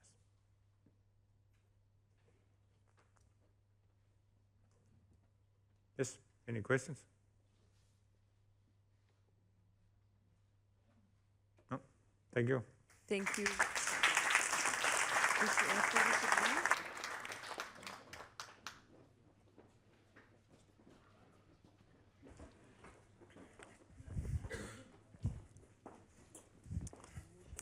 Hello. And you guys are already ready, so we'll now move into the 4 airport presentations. So to get a better insight in terms of what impact has ALIGHT actually had on airport level.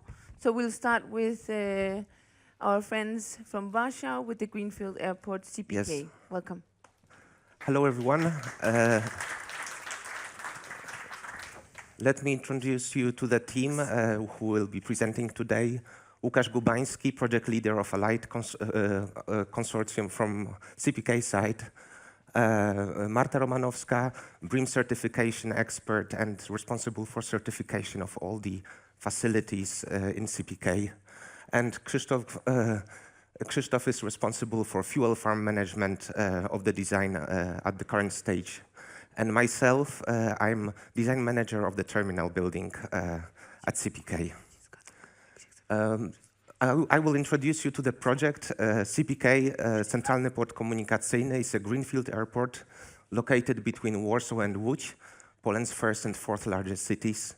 It's tightly integrated with high-speed rail network, including Rail Baltica and Via Carpatia, and it also complements Trans-European transport network. I will introduce you a little bit to the program, where we are at the moment and what we have achieved. So the program started in 2019, the same year as ALIGHT program. So we were a startup company when we joined a venture with ALIGHT, with Danish Technical Institute and Copenhagen Airport. Since then, we have achieved a lot of milestones, including obtaining a location decision, environmental decision. Also, in terms of voluntarily land acquisition, we have acquired more than 50% of land through voluntarily land acquisition. So only less than 50% will be expropriated. We have also launched a lot of projects in the meanwhile for the terminal building, railway station, airside infrastructure, and landside infrastructure, which are now being quite developed. We are submitting the building permit design in the end of this year, so we plan to start construction next year. The end of construction is planned in 2032, together with opening of the first high-speed rail between Warsaw and Łódź. Project will be phased. First phase will have capacity of 34 million passengers per annum, and the second phase will be opened in 2036. It will be expanded by one pier. In the first phase, we will build 3 piers, and it will operate 24/7 with 2 parallel runways and total area of around 21 kilometers. CPK will be one of the first net zero airports in Europe. It means that it will be able to operate solely on renewable energy sources, such as electricity from photovoltaic plant, geothermal energy, and also green energy from the grid. And beyond the net zero, we will partially power also the construction site from emission-free energy. And also we plan to implement electrical vehicles for ground handling equipment from day one, also including charging infrastructure. Nature plays a vital role in CPK program. We plan protecting biodiversity, enhancing biodiversity measures in the region. Also, we plan replanting program and also natural compensations. In terms of passenger experience, we implement biophilia and the indoor greenery, also outdoor greenery, which enhance passenger experience and provide welcoming environment.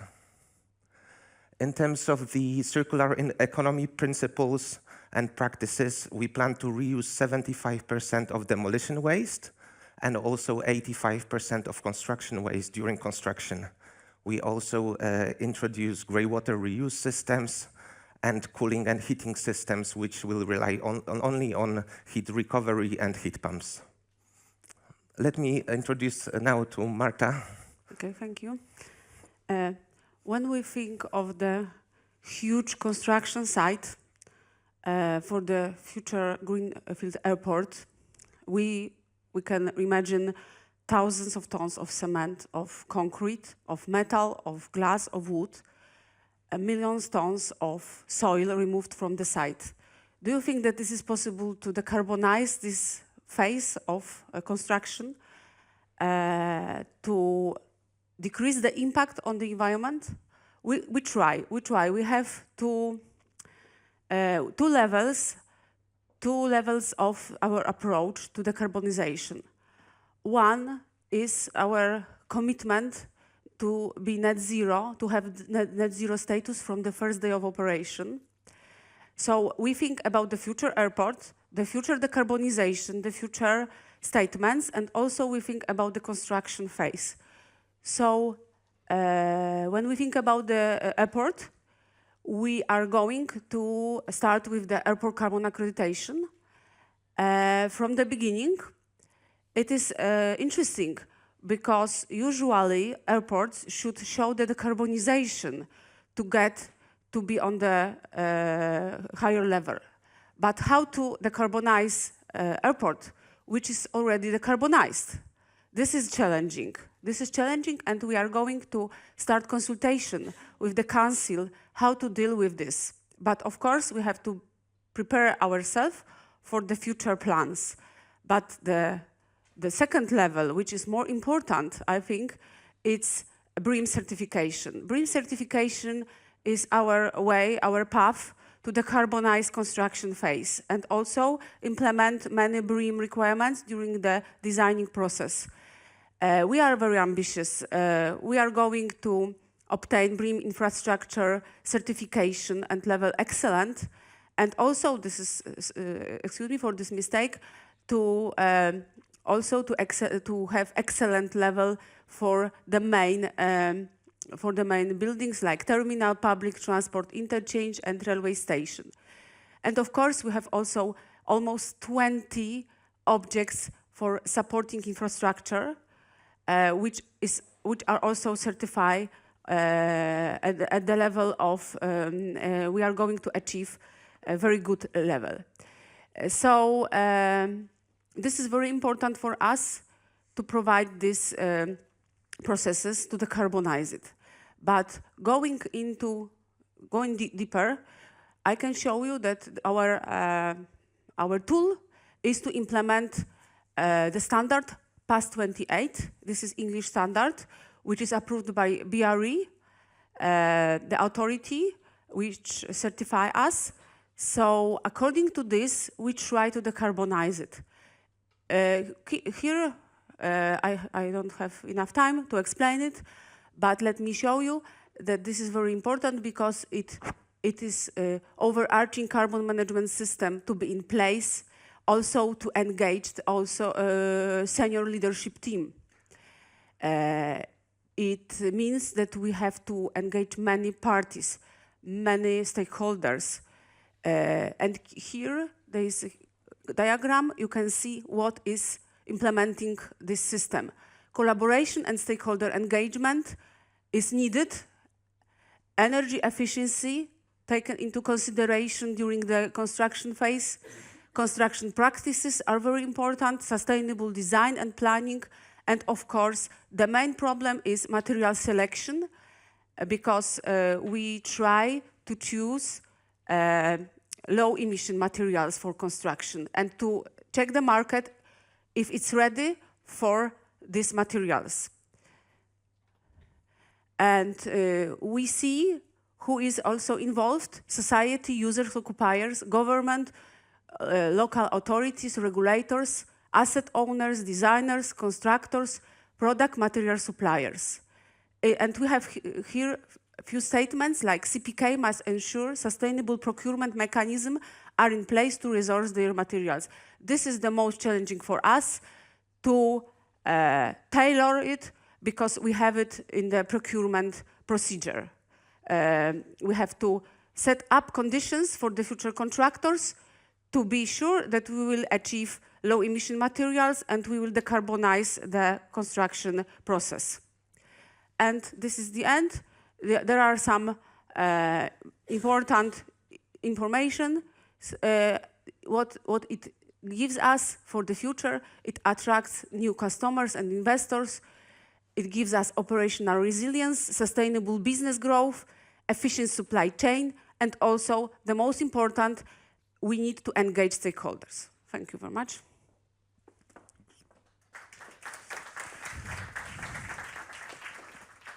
Okay.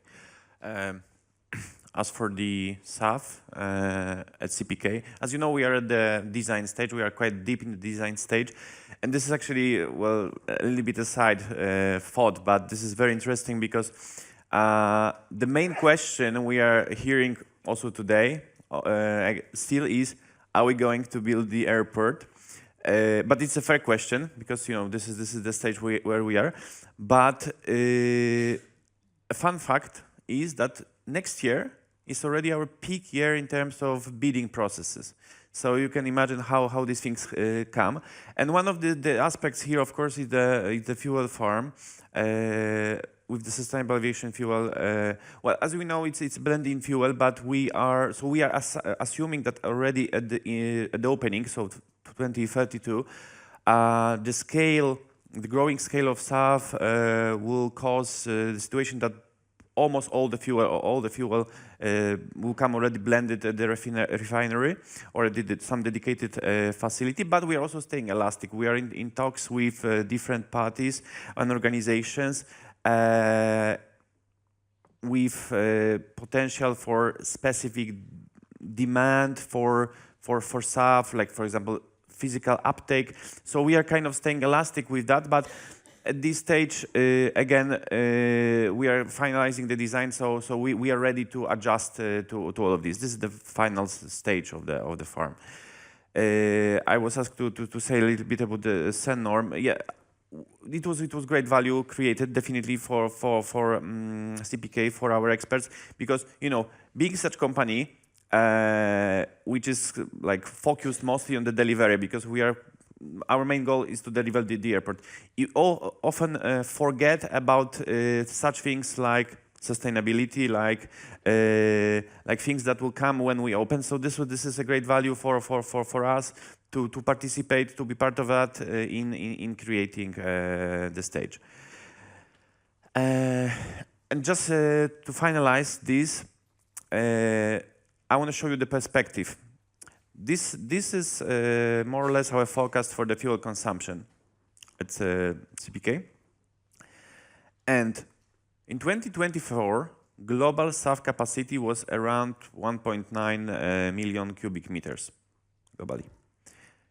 This is what, if we follow the refuel aviation requirements, this is the level that CPK only will need in 2054.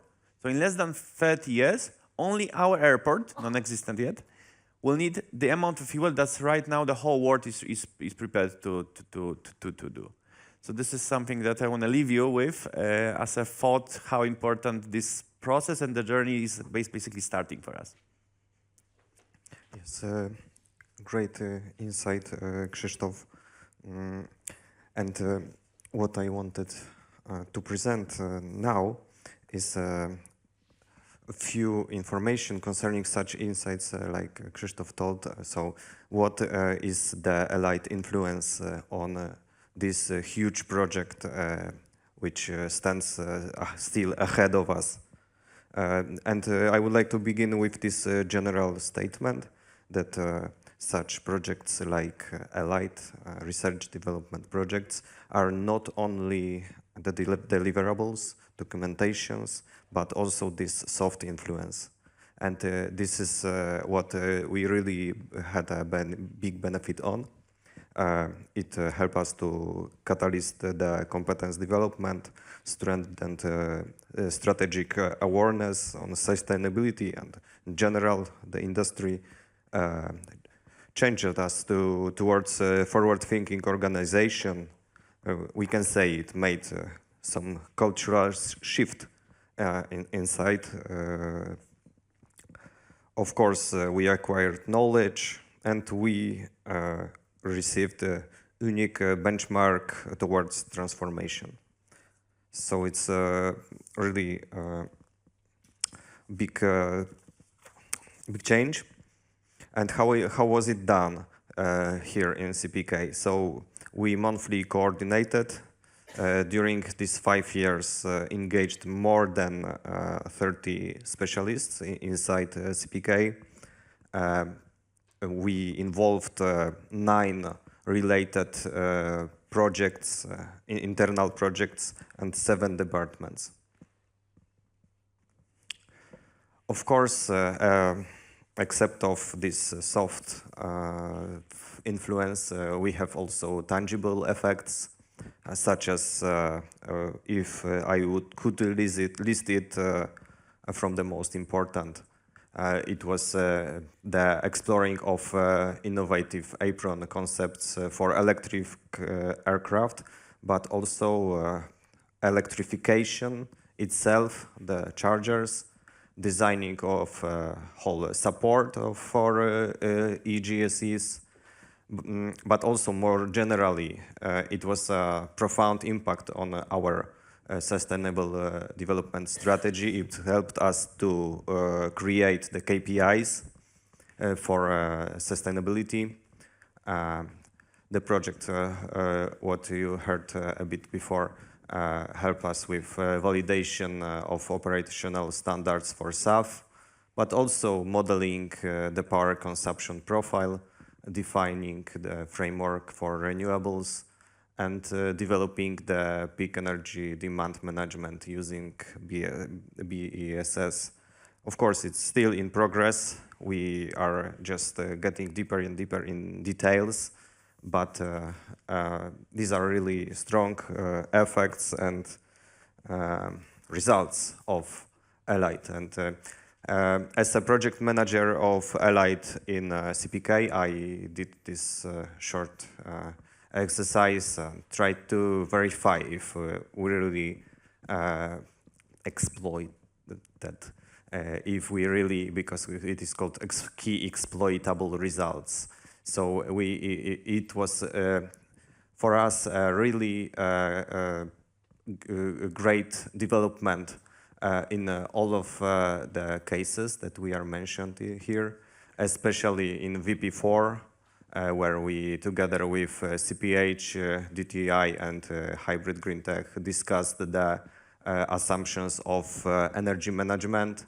VP5, where we exchanged our perspectives of passenger transport, but also discussed electrifying of GSE. VP6 was more general, but surely we learned a lot, but also gave our perspective concerning the CO2 management and emissions calculation. As for VP7, VP8, of course, we collaborated together concerning the KPIs here in ALIGHT, but also shared development scenarios from our greenfield perspective. And for VP9, we work together with fellow airports, Rome and Vilnius, to explore the integration of toolboxes in our, or there to also master planning. The one thing that was not mentioned today, but it's what we also had a benefit, was to have possibility to participate in a smart airport innovation team. And we even accept of giving our feedback how we deal with innovation in CPK conceptual design. We also had possibility to visit Rome Innovation Hub. So it's also one more award from ALIGHT here in CPK.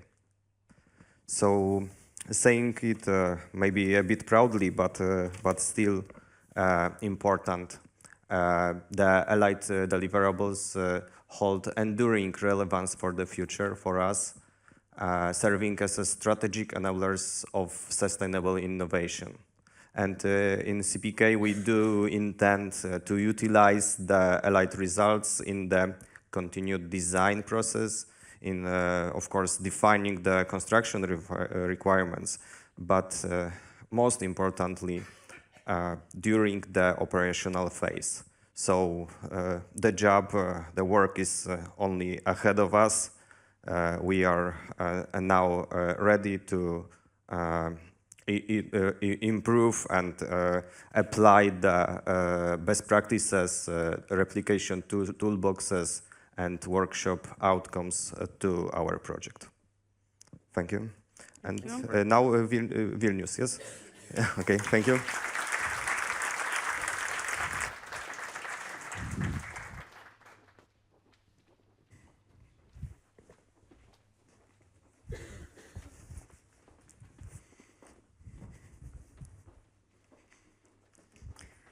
So, hi everyone. My name is Martina. I am Environmental Compliance Manager at Lithuanian Airports, and today, together with my colleague Modestas, we will present you the topic of sustainability at Lithuanian airports.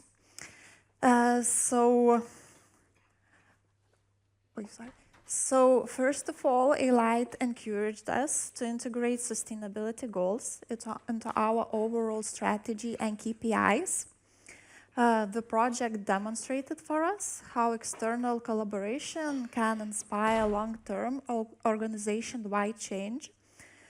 So now sustainability is one of the 6 key strategic areas at Lithuanian airports. So Vilnius Airport started its sustainability journey in 2015 when we adopted our environmental strategy. However, a more stronger commitment to sustainable development was made in 2016 when we signed Airport Sustainability Declaration. So now our environmental strategy focuses on 5 key areas. It's climate change, resources, water, transportation, and biodiversity. So these topics are actually top priority for us, and I think that we have already made some significant progress in it. The net zero strategy is our plan to reach climate neutrality in 2030 and have zero CO2 emissions by 2050. So yes. As you can see from at Vilnius Airport, we started by analyzing data using carbon footprinting, energy audits, and annual reports to establish a clear baseline. And as you can see from the slide, transportation and energy contribute the most to emissions, and by transforming those sectors, we can achieve the greatest impact in reducing environmental pollution. And that was my short introduction to our presentation. And now Modestas will tell you more about the specific projects we have implemented at our airport.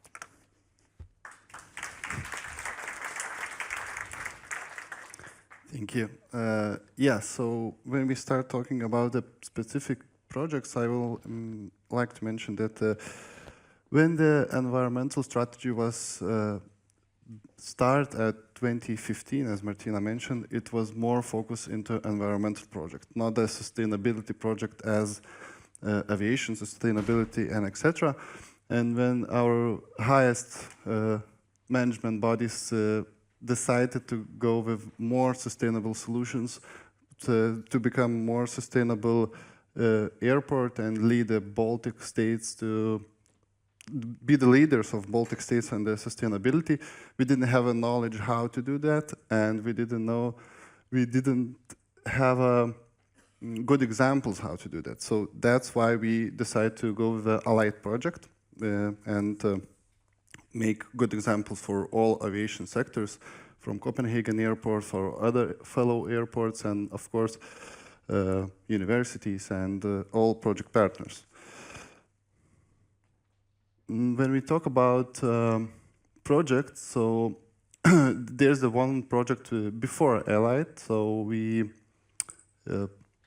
go with less signal lights. We're installing the reconstruction of our runway in 2017, but it's only the project who's related to sustainability till 2020. So I'm not gonna be. Let's talk more about ALIGHT project and how it's implemented in our airports. So first of all, I would like to present you our solar pylons. We use our new airport buildings infrastructure and their roof space to solar powers. and it's very good for us. Actually, there's the two examples. For example, in our new terminal building, who is just opened this year, we decided to go with 488 kilowatt solar power plant, and it covers more than 30% of all energy needs. When we talk about Scope 3, ALIGHT project was a big influence to us as well in the Scope 3. So, for example, GPUs. Now, all GPUs and mobile and not mobile are all electric. We don't use diesel anymore. So we replaced 8 diesel mobile GPUs with electric unit, and we installed 33 aircraft stands with new GPUs. Transport. Transport is very big, our very big net zero role as well, and the ALIGHT project is show us how we are, what technological gaps in our transport was, and we decided to go with light vehicles, fully electric. Now we have 2 electric and 8 hybrids, but till 2030 is going to be full electric. And we bought new buses, we are fully electric as well, so we are going that direction. When we talk about Scope 3, let's not forget sustainable aviation fuels. Actually, when the refuel regulation comes to the scope, so we didn't saw how the airports can influence that and what the part of the airports in that, but ALIGHT projects show us what we need to do to start the SAF in our airport more smoothly, and we did the stakeholder meetings where we are taking the lead role, and stakeholder agreements how the SAF start in the Vilnius airport, and it's already started, so it's our, like, successfully everything goes smoothly. So just to wrap up, ALIGHT influence on Lithuanian airports. The ALIGHT project plays a crucial role in helping Vilnius to define and refine key points. We technology integration planning and emission reduction, and how the SAF, how the airports can be influenced in the SAF start. That's it. Thank you very much.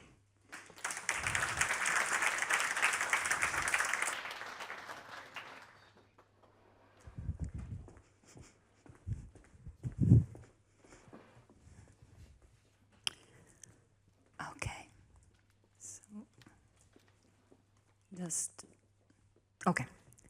Hello, everyone. I am Maria Sole, and I am from ADR.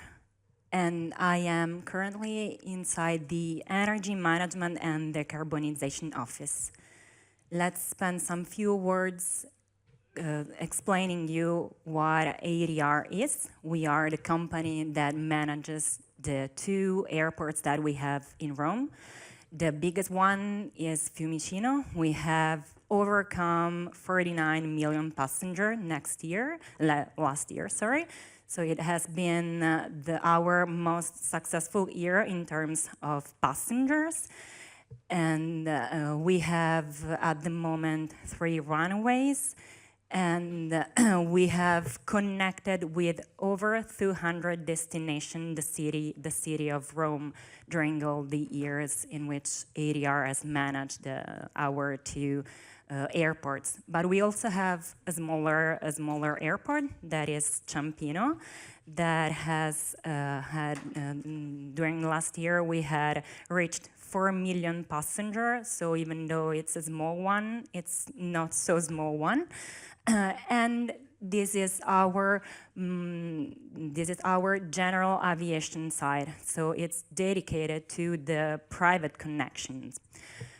what has been our role within ALIGHT? We have been in charge of the work package 9, that is all about scalability solution, but also about transferring solutions. So our role within the project was to try to make a sort of a synthesis of all the solution that has been highlighted and found within the two streams of the project, and trying to make them scalable and transferable inside our deliverables. So when Luis asked me to prepare this presentation and asked me to try to synthesize what was the most important takeaway that we have had from ALIGHT, the first thing that came to my mind was that it gave us the chance to discuss together with the partners of the whole aviation sector, and it gave us the chance to stress very much sometimes the solutions that we have found within our decarbonization strategy. And so we had the chance to stress the solution that we have found with other airports, so not just with important partners such as university or association, but also directly go to other airports that we really felt like partners inside these projects. So some of the solutions that we have, let's say, discussed a lot during these 5 years of projects have been in both of the streams of the project. So some were in the soft supply chain, and some others were related to the smart solutions. In the next 2 slides, I want to give you a deep dive of just some of the things that we had the chance to discuss and to go deep dive into with the other partners. The first one has been the, let's say, very stressful and peculiar phase that we have done when preparing all the regulatory and permitting phase that has been ahead of our construction of our, at the moment, most wide PV plant that we had in Fiumicino. This was for us, and I can say for all the airport partners of the project, the first PV plant that would have run just a longer runway. So as you can imagine, all the permitting phase that we had to run through had been, once again, stressful, heavy, but it also gave us the chance to create a very unique and important experience that we had a chance to test and to discuss with all the other partners, so that it could have been included in all the guidelines that other partners and us sometimes have to develop in the next year. So our hope is that all the material and all the reports and guidelines that we as a consortium have created could be very helpful for all the other airports that want to go through the same path in the next years. So just to give you some numbers about this project, this is, as I said, our biggest PV plant. It is 22 megawatt power ones, and we have completed the entry into operation of this plant in this year, so in the very beginning of this year, January more or less, and we are expecting to receiving from it almost 30 gigawatt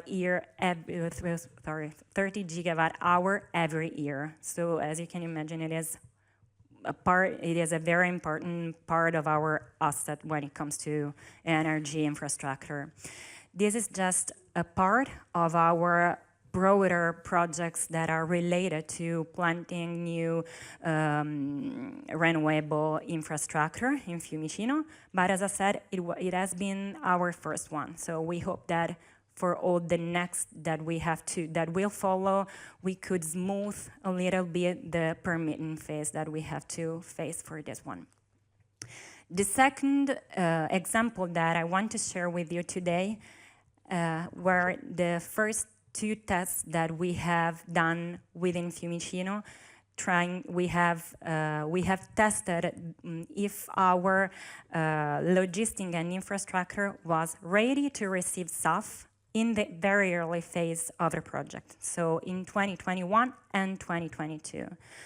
As you can see, I did not put the numbers of the amount of SAF that we brought to Fiumicino, because let me say that it was very small, but it was not that the point of the test. We just wanted to be sure that when the time will come for us to have bigger amounts of SAF, we have already tested all the supply chain and all our infrastructure, and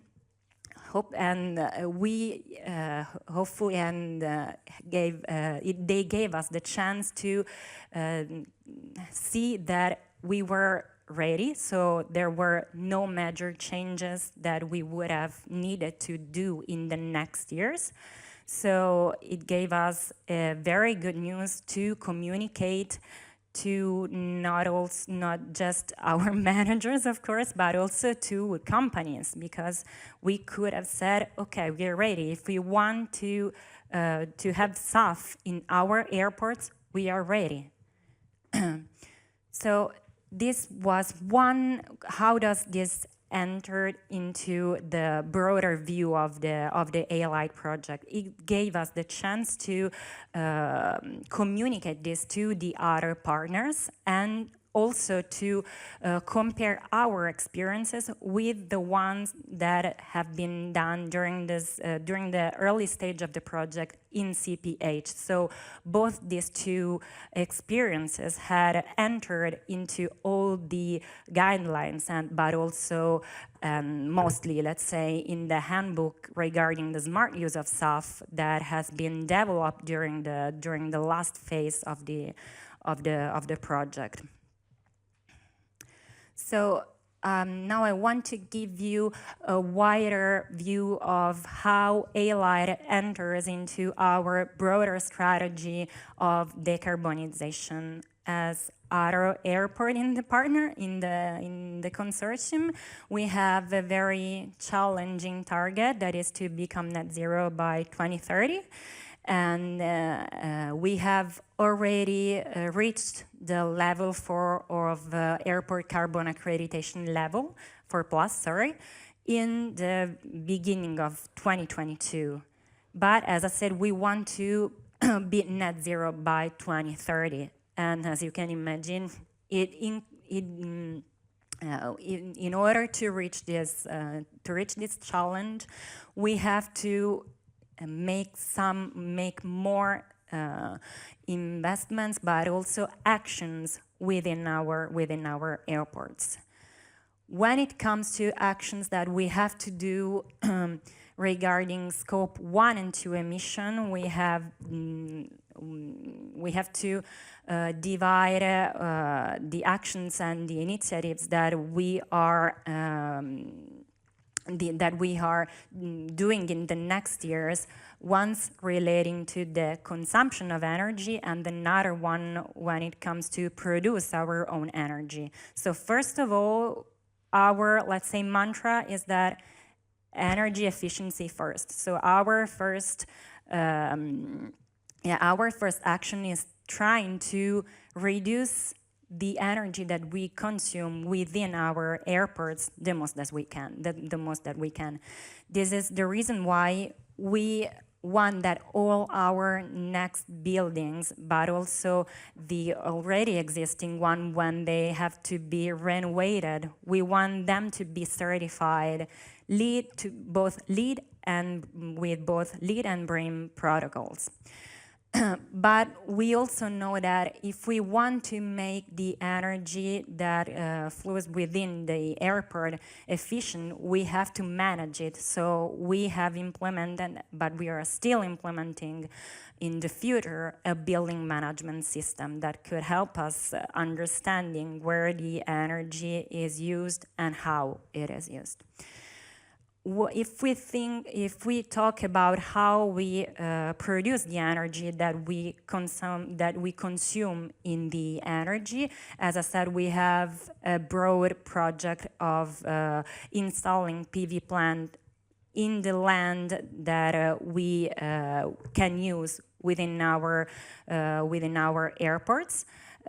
We have already installed 2 wide PV plants this year in Fiumicino. One of them was the one that I showed you before. But we also know that we have an advantage when it comes to energy, because if we own, let's say, if we have the knowledge of not just how we produce our energy, but also how we consume our energy, we know exactly when there are some excess and some needings of energy. So this is why we took part also to another project, European fund, that is Pioneer, that gave us the chance to install this year in March a BESS, so a storage system that has a peculiarity because it has been done with second-hand batteries coming from the exhausted batteries from the cars, from the car sectors. So we are in the first year of running of this new asset, and we are expecting to give us the chance to reduce our CO2 emission in the next years. When it comes to scope 3 emission, instead, for sure we have to talk about once again SAF. As I said, we have already started testing our infrastructure in 2021, but in 2025 we decided that we want to make a step ahead. We wanted to try to incentivize the use of SAF even beyond the limit of the Refuel EU. That's why we launched a program in Ciampino, the smallest airport that I told you in the first slide, because we wanted to try to get the general aviation on board, trying to promote to them the use of the SAF even beyond the bare minimum of the Refuel EU. So we actually gave them the chance to take more SAF in Ciampino, and we will give them some incentives back. When it comes to other transport system, we have to also look at the other biofuel that could be used in Ciampino, in Fiumicino.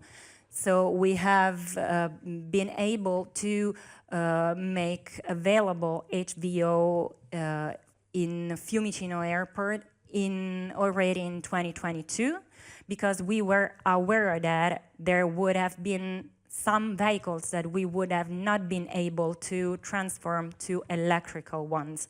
So we decided to move in another direction, and even though we accepted that they could have been fueled in the, let's say, conventional way, at least we wanted them to use a more sustainable and a more sustainable fuel. So for example, nowadays we have all the vehicles that assist the passenger with reduced mobility that are all fueled with HVO. And another aspects that we have managed in this last years concerning the scope 3 emission is the electrical mobility. We knew that there were a lot of stakeholders engaged when it comes to electrical mobility. We had to be sure, for one hand, to give for our passenger the possibility to find places to charge their vehicles if they need to charge them. But we also wanted to be sure that our passenger sees our effective involvement in this when it comes to electrical. So starting from 2024, we changed all the fleet of the buses that bring the passengers from the parking spots to the terminals with a complete electrical fleet.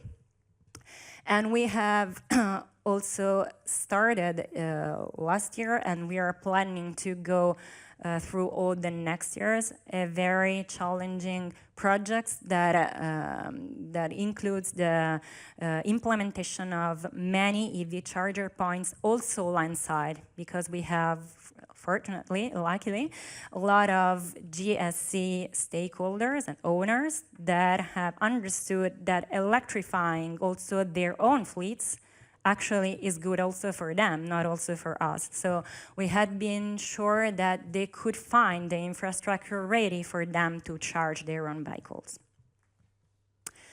So I also want to give you a small idea on how we are moving also concerning another aspects of the decarbonization that is related to advocacy. Because we understood that when it comes to decarbonization, we know that we could not run this marathon alone. We are in the aviation sector, so we have to be aware that also all the other partners of the stakeholder are on board with us on this important challenge. So we created the PACTA Foundation that includes many partners that you can see some of the names in the slides. There are some that are that comes to public authority and some others that are private organization, because once again we wanted to be sure to include all the stakeholders. I mean, we try to include the most of the stakeholders of the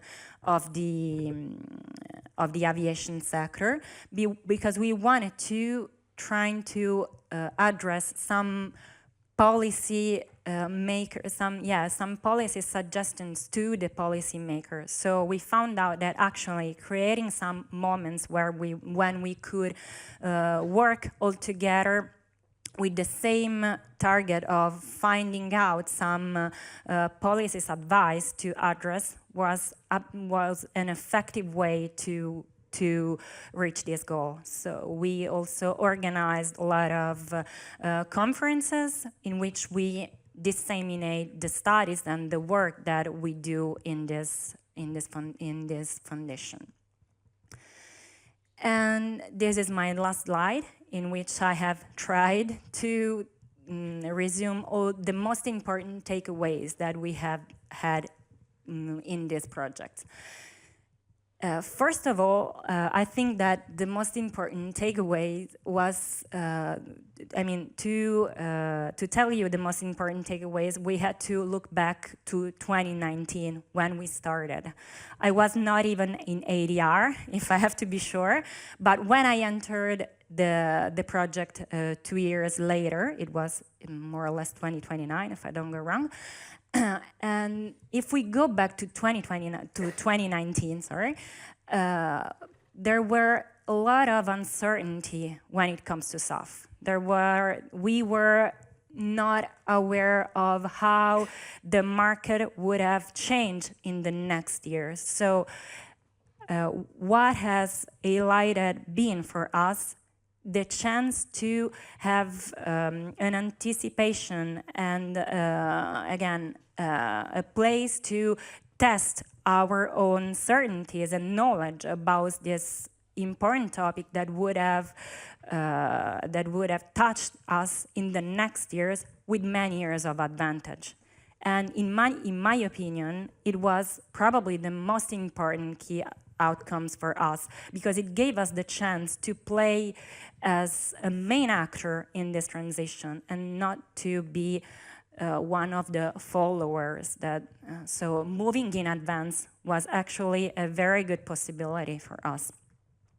Another important aspect was to have foresight of the regulatory transformation in the next period. It also gave us the chance to extend a very high-level network and to have access, and wider actually, our access to a very important scientific publication that have been developed in this year of projects.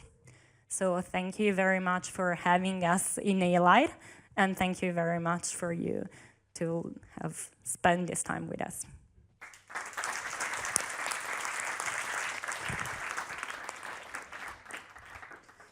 Thank you so much, Maria Sole.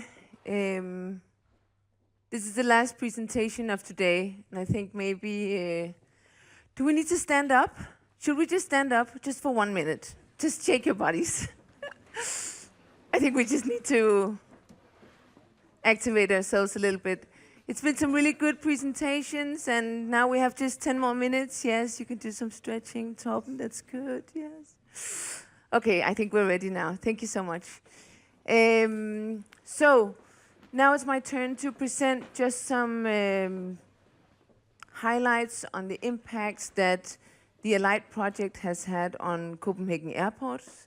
And since we've been very fortunate to have several colleagues from the airport with us today to talk a little bit about the very technical aspects and everything that we've learned in terms of that, I will take a little bit of a different point of view, which I hope is okay.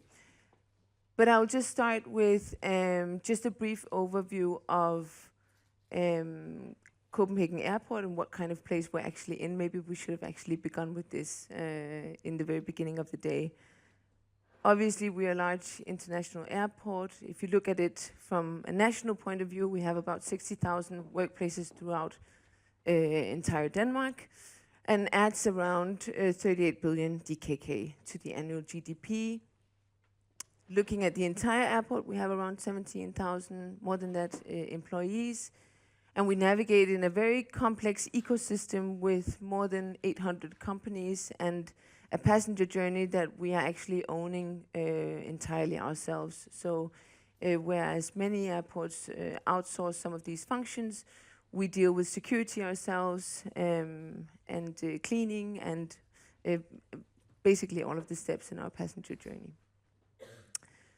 I won't go through this in detail, but just to say we're quite ambitious when it comes to sustainability. Obviously, it's a super important topic for us. I'll get more into that later. We have a 33% recycling rate, airport carbon accreditation on 4+, and we continue to strive for even more targets, higher targets when it comes to sustainability. I also mentioned this earlier today. We have net zero ambitions for scope 1 and 2 in 2030 and for scope 3 in 2050.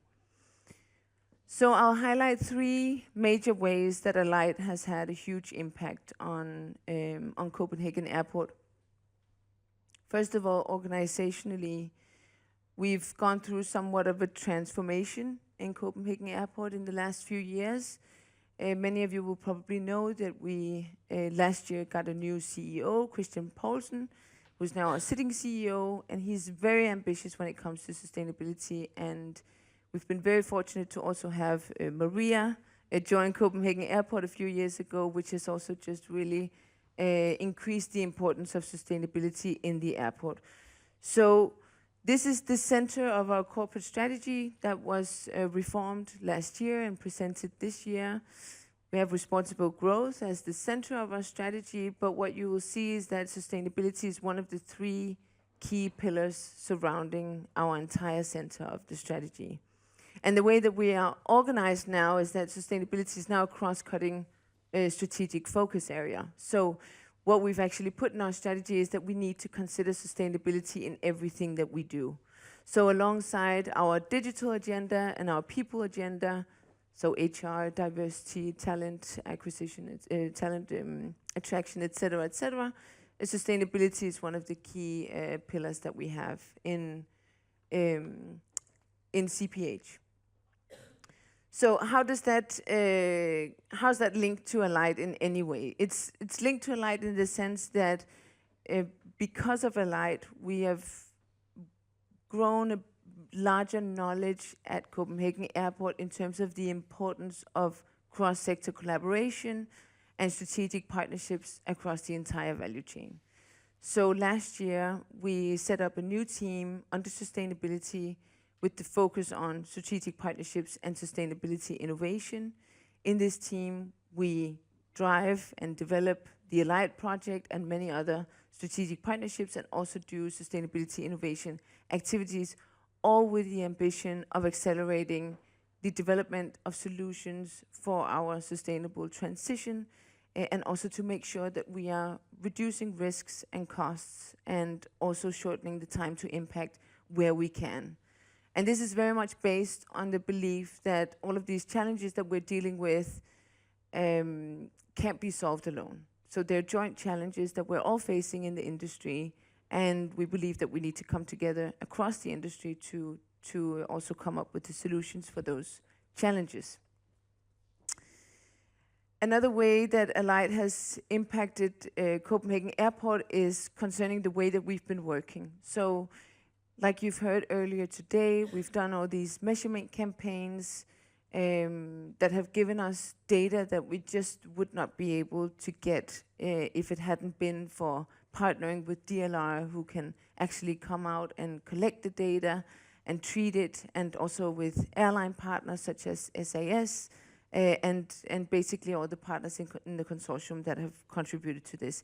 Copenhagen Airport would not be able to get that data alone, and it's extremely important data for us in order to continue to inform our strategies and continue our work in the sustainability agenda. This is also just, like Maria Solis said, that the ALIGHT project has really been an opportunity to also get some a positioning when it comes to the SAF ecosystem. So both nationally and internationally, I believe Copenhagen Airports has really created a strong positioning within this. This slide actually says Danish SAF ecosystem, but then we also have an international one, and actually two, because that's the ALIGHT project. But what I want to highlight here is that Copenhagen Airport is a part of the Danish government's climate partnership for aviation, where our CEO is co-chair, and we're developing several solutions that when it comes to sustainable aviation. We've also recently signed a memorandum of understanding with Copenhagen Infrastructure Partners, SAS, and also Aalborg Lufthavn, which is another airport in Denmark, on accelerating the development of eSAF and the production of eSAF in Denmark. And then we are also a very big part of the project Sky Power, which is an initiative that derives from the Bill and Melinda Gates Foundation, that is also aiming to accelerate the development of eSAF in Europe. So we are quite visible, and we have I was about to say a strong voice, but we have a voice in the SAF ecosystem, because we're also quite keen on being very realistic in terms of the role that airports can play. So we try to take on a facilitator role, a connecting role between suppliers, producers, and off-takers, but also being very frank about the fact that we are not in the market to neither buy nor sell SAF, but we want to push forward for a fast development of these sustainable solutions for the benefit of the entire industry. And then I just also want to highlight that in our team, and in the spirit of working together along the value chain, and also in the innovation or in the aviation industry in general, we've developed this ecosystem, which you can't really see much of it, but you'll see most of your organizations on this slide. If you're not here, let me know. We will change it. But we've chosen to develop an ecosystem that's based on 6 different domains. So we have research, peers, supply chain innovators, funding and regulatory and public. And this ecosystem is continuing to be developed so that we know exactly what kind of actors and stakeholders that we need to be engaging with, and who is actually in our ecosystem and who needs to be there.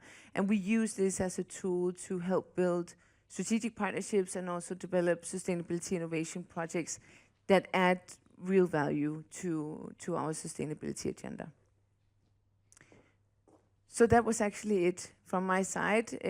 This was the Copenhagen presentation, and I've agreed with Bernard that he will wrap up the final conference. I just want to say before I hand over to Bernard, thank you so much on behalf of Copenhagen Airports for attending this final conference, and on behalf of the entire consortium for supporting us. I think it's been great, and unfortunately Louise was not here to witness it, but I know that a lot of you have taken pictures, and we can share those with her. But I look forward to the networking session in the lounge, and I'll let Bernard wrap up. Thank you. Thank you very much, Sabrina. So I will try to be brief because we have a drink after that, and I guess everybody is really thirsty now. I would like to just highlight a couple of words I've heard several times during this final conference. First of all, cooperation. This is really a need. We are in an ecosystem that is very complex, and your last slide, Sabrina, showed this once more. So we have many partners to work with, and initially, if we want to engage in some changes, we need to engage some collaboration as soon as possible. It is something that will be insurance to success. If we are waiting too long, then we can totally miss opportunity to synergies and having a common understanding and vision. That's the first point. Second point, the collaboration we had with the sister project, that was extremely useful. Because again, this is a very big and complex sector. We are 4 different airports within ALIGHT, different categories, different size of airports with different context, maturity, including also the fact that we have the CPK developing, planning a new development, and that is also a very challenging, but also extremely useful for us to understand what are your needs. But the same at the system in the sister project, also completing the scope compared to what we have. So if ALIGHT has been also successful, as I believe we are, it's also thanks to this very good collaboration, transparency, fair and trust created between all of us. And finally, a big thank also to the advisory board. I know that we have Sergei Foucault is also here. We have also Søren somewhere. Oh, yes, okay, sorry, Søren. I guess you are just the 3 from the advisory board right now. Your advisors, your contribution have been extremely useful also for us. Sometimes we are so deep in our daily activities, but also following our duties and the work packages, descriptions and work to be done, the roadmap. Sometimes we just miss a step back and having this overview of the main challenges. Thanks to you guys, we were able to make this step back, and it was extremely useful. So definitely an advisory board composed by key experts is always extremely important. I have another point I want to also underline. CPH is the lighthouse airport. It doesn't mean that you are the one that will go or manage it in a top-down approaches. All what we have learned from the other fellow airports have been very interesting. It also brings back to us some key needs that are so commonly treated on a daily basis in the lighthouse airport. Sometimes we could forget to think about it. And so it was not top-down approach, but a continuous collaboration. I have faced this and lived this, especially when we started to draft the KPIs and this table of metrics. So that was a bit complex because then we identified some new needs expressed by others. Also, Amalia with the sustainability and the UN SDGs, where CPK started to think about, that was very useful. It was really this type of no hierarchy between Lighthouse Airport and the fellow airports. It was really good collaboration. And finally, we succeeded in defining this replication toolbox with the numerous different guidance document, support document to replication. That was of course, one of the objective of the project, but we did it in a way to definitely cover all different contexts and the different size, geographical or geopolitical considered airport. So that was also extremely interesting. I spoke at the beginning about flexibility and resilience. That was indeed extremely important, not only because we had to face the COVID-19 pandemic, but also because we are living in very fast evolving technological, but also regulatory context. And so we have to get adapted. And that was, we faced this several times.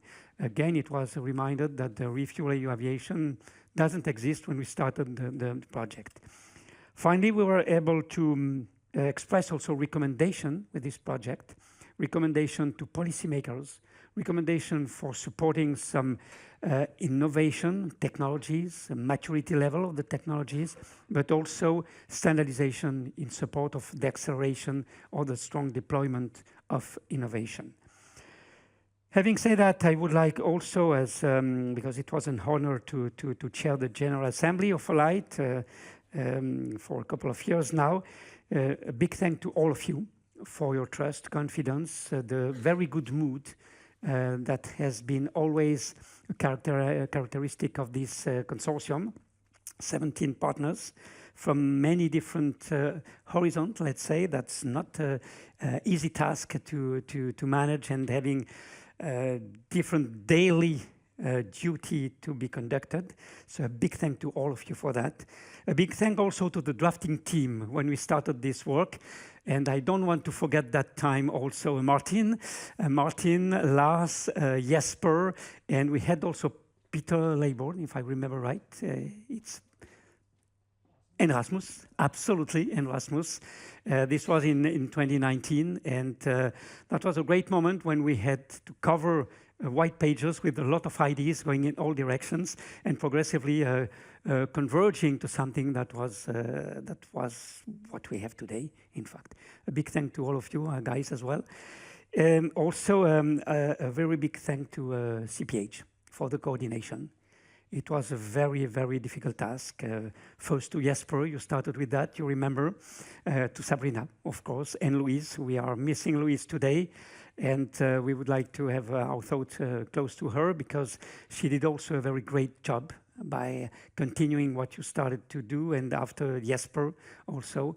That has been extremely important, creating a context where we can have a good atmosphere, a good spirit of collaboration. So a big thank to all of you for that. And I would like to finish also by saying that my personal perception is that this project is very useful for the sector. It will really benefit from the outcomes of ALIGHT, but also from the outcomes from the sister project that will complete the total landscape to help to support any airports in moving together towards carbon neutrality by 2050. So it's really a collaborative, we are pieces, the other sister project, other pieces. All together, we can definitely support and help many airports and the sector to be also recognized as one modern sector that is not the bad guys polluting, giving emission, reminding that we only emit 3% of the total carbon emission, but giving also this other perception to a wide audience and to the general public. Having said that, CPH, again, big thank to all of you, but CPH in the framework of ALIGHT kindly invite us for a networking drink and some snacks just outside in the lounge. That's it, Sabrina. So I'm very happy to have all of you during a drink, and we can celebrate this final event. A big thank to all of you. Thank you.